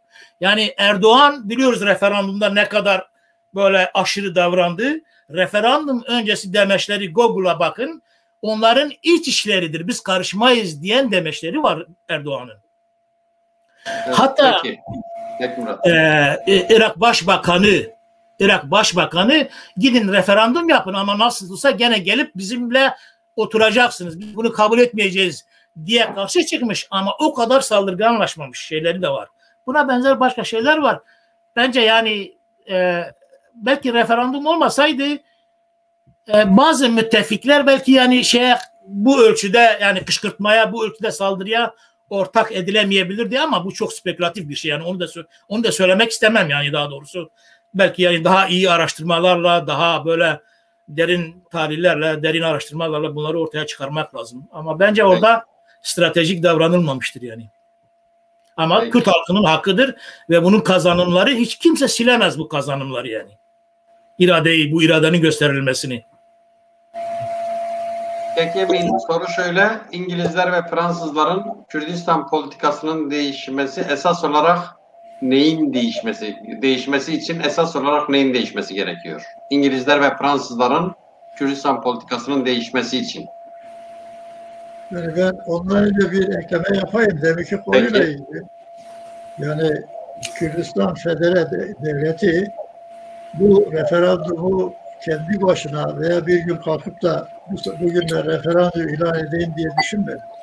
Bu Irak Anayasası'nın 40. maddesine göre, yani günün birinde Kürt halkı, Kürt Federe Devleti Irak'la olan antlaşması gereğince eğer Irak doğrusu eğer vazgeçerse petrolle ilgili hissesi, demokrasiyle ilgili hissesi, haklarıyla ilgili şeyinden dolayı o zaman Kürdistan Federe Devleti bağımsızlık isteyebilir. Bir kararı var. Sonra peki diyelim ki siz bu kararı aldınız, deklare ettiniz, üzerinde çalıştınız. Sonra bir ay sonra birisi şöyle yapmayın deyince siz onu geri çekemezsiniz. Bu demin söylediğim gibi yani artık macun tüpten çıkıyor, geri alamazsınız onu. Yani sen Kürdistan'da diyelim ki Mustafa Barzani, Mahmut Merzenci hareketleri hangi uluslararası devlet veya devlet onlara peki dedi, gidin dedi size, buna rağmen kendi haklarını savunmak istiyor. Bir başkasının onayına gerek olmayabilir. Yani bu Kürtlerin yaptığı bu hareket kendi muktesep haklarıdır. Silahlı bir eylem değildir. Şiddet eylemi değildir. Kendi Allah'ın kabul ettiği evrensel insan hakları beyannamesine göre haklarını her ulusun kendi hakkının olduğu, ondan sonra herkesin vicdanında yer bulduğu, uluslararası antlaşmalar, Birleşmiş Milletler kararlarına göre her halkın özgür yaşama iradesini referandum yoluyla kendi vatandaşlarına, insanlarına sunmasıdır. O yönde karar almasıdır. O bölgedeki insanlar %90, 80, 90 evet demeseydi de %50 deseydi o zaman haklısınız. Sonra Süleymaniye Devleti veya işte Türkiye'deki falan fraksiyonlar ona karşı çıktı demek haklı bir sebep değil. Sizin esas hakkınız olan şeyi referandum, bağımsızlık hakkının elde edilmesi ile ilgili bir referandum, demokratik bir yoldur, demokratik bir uygulamadır. O anlamda söylüyorum. Yani başkasının karşı çıkması, Amerika'da karşı çıkarsa belki o günün şartlarına göre işine gelmeyebilir, menfaatli olabilir veya erken bulabilir. Ama bu Kürtlerin kendi haklarına sahip olmasının yanlış olduğu anlamına gelmez. Peki. Söyleyen yok zaten. Yani ben yani dikkat ediyorum da yani doktor belki bazen yani aramızdaki iletişim belki sesim gitmiyor ya da şey olmuyor. Ben yani haklı. Evet, duyuyorum. Ben haksızdırlar diye böyle bir şey demedim. Yani bu Kürtlerin sonuna kadar haklı. Ama yani stratejik düşünüp başkasının karşı çıkması haklı değil, onu diyorum yani. Kimin karşı çıkması? Yani başka diyelim ki Süleymaniye Devleti bilmem işte Süleymaniye Kürt halkının yarısıdır. Kürt halkının anladım hak. Ona yani karşı çıkması neyse Süleymaniye o. Evler neyse Süleymaniye o. Süleymaniye'nin %43'ü sadece katılmış. Yani Süleymaniye yabancı değil ki. Yani biz şimdi bu Süleymaniye niye %43 katıldı? Niye %60-70 ile katılmadı? Kürtlüğün Şeyh Mahmud Berzenci'nin merkezi, yani Kürdistan Krallığı'nın merkezi, Baban Krallığı'nın merkezi, Kürt Ulusal Hareketi'nin 19. 20. yüzyıllarda başını çekmiş hareketi. Niye bu işin başını çekmedi? Niye %43 sadece oy sandık başına gitti?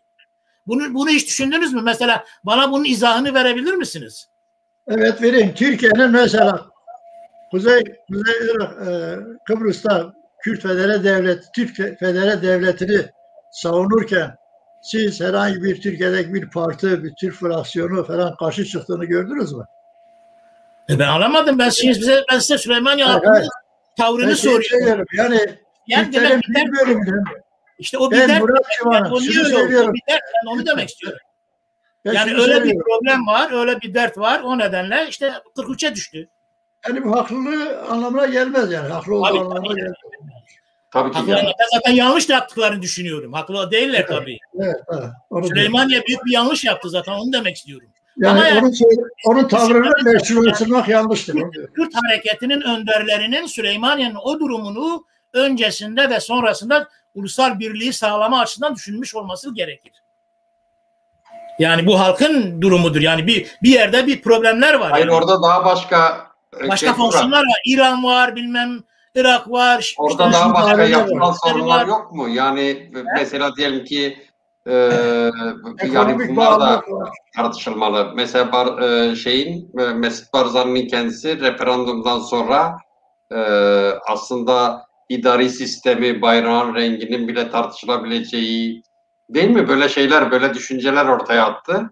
Yani bu Kürdistan'da aslında idari mekanizma ile ilgili ve bu ordunun hani tek merkezi orduya dönüşmemesiyle ilgili ciddi bir sorun ortaya çıkarıyor aslında ve bu her zaman var, o var. her zaman Parlamento şeydir yani. çalışmıyordu. Peki Parlamento çalışmıyordu. bu Yani, Mendo Balcı arkadaşımız sormuş. İngilizler ve Fransızlar Kürdistan politikasının değişmesi için esas olarak neyin değişmesi gerekiyor? İngilizler ve Fransızların Kürdistan politikası. İkişer cümle, yani 2,5 saate geliyoruz. Kekemin buyur. Yani bunların politikasının değişmesi için mutlaka Kürtlerin mağduriyetinin anlatılması lazım. Kürtler şunu söylemeli, yapmalı, yani silahla, şiddetle, ben güçle, bileğimin gücüyle alırım değil. Hem bölge devletleri içerisinde hem İngilizler ve Fransızların işte etkinliklerini, devlet gücünü yanına alması için o meseleye kendi mağduriyetini anlatması, kendinin haklı olduğunu söylemesi, kendisine yapılanın haksız olduğunu onlara anlatması gerekiyor. Ben İngilizleri fazla bilmiyorum. Ben çünkü Sovyetler ve İngilizlere fazla şeyim yok. Yani tarihi süreç içerisinde Kürt meselesinde çok fazla sıcak baktıklarını bilmiyorum, sanmıyorum. Ama ben Fransızların özellikle son zamanlarda 1990'larda, 89'lardan bu tarafa Fransızların, ABD'nin, Almanya'nın, işte dünya insan hakları gruplarının bir takım uluslararası antlaşmaların, işte Kopenhag vesaire gibi bunların yani Kürtler lehine olduğunu, dolayısıyla Kürtlerin şiddetle, kavgayla değil, kendi mağduriyetlerini bu toplumlara, bu güçlere anlatmasıyla olur diye düşünüyorum. Okay. Bu değiştirebilir. Murat? Bence yani tabii Fransa'nın Amerika'dan çok böyle farklı olduğunu düşünmüyorum. Yani genelde İngilizler de dahil olmak üzere yani güçlü bir Kürdistan, Güney Kürdistan açısından söylüyorum ve diğer tabii parçaları da var. Aslında genel bir destekleri var. Yani çok kötü bir yerde de değiller. Yani bu anlamda İngilizlerin de Amerikalıların da çok kötü bir yerde demek istemiyorum. Yani bugünkü koşullarda bir destek var. Ama konusunda yani İngilizlerin diyelim ki Kerkük petrolleri Rusların eline geçecek. Korkularının yol açtığı o yeni durumun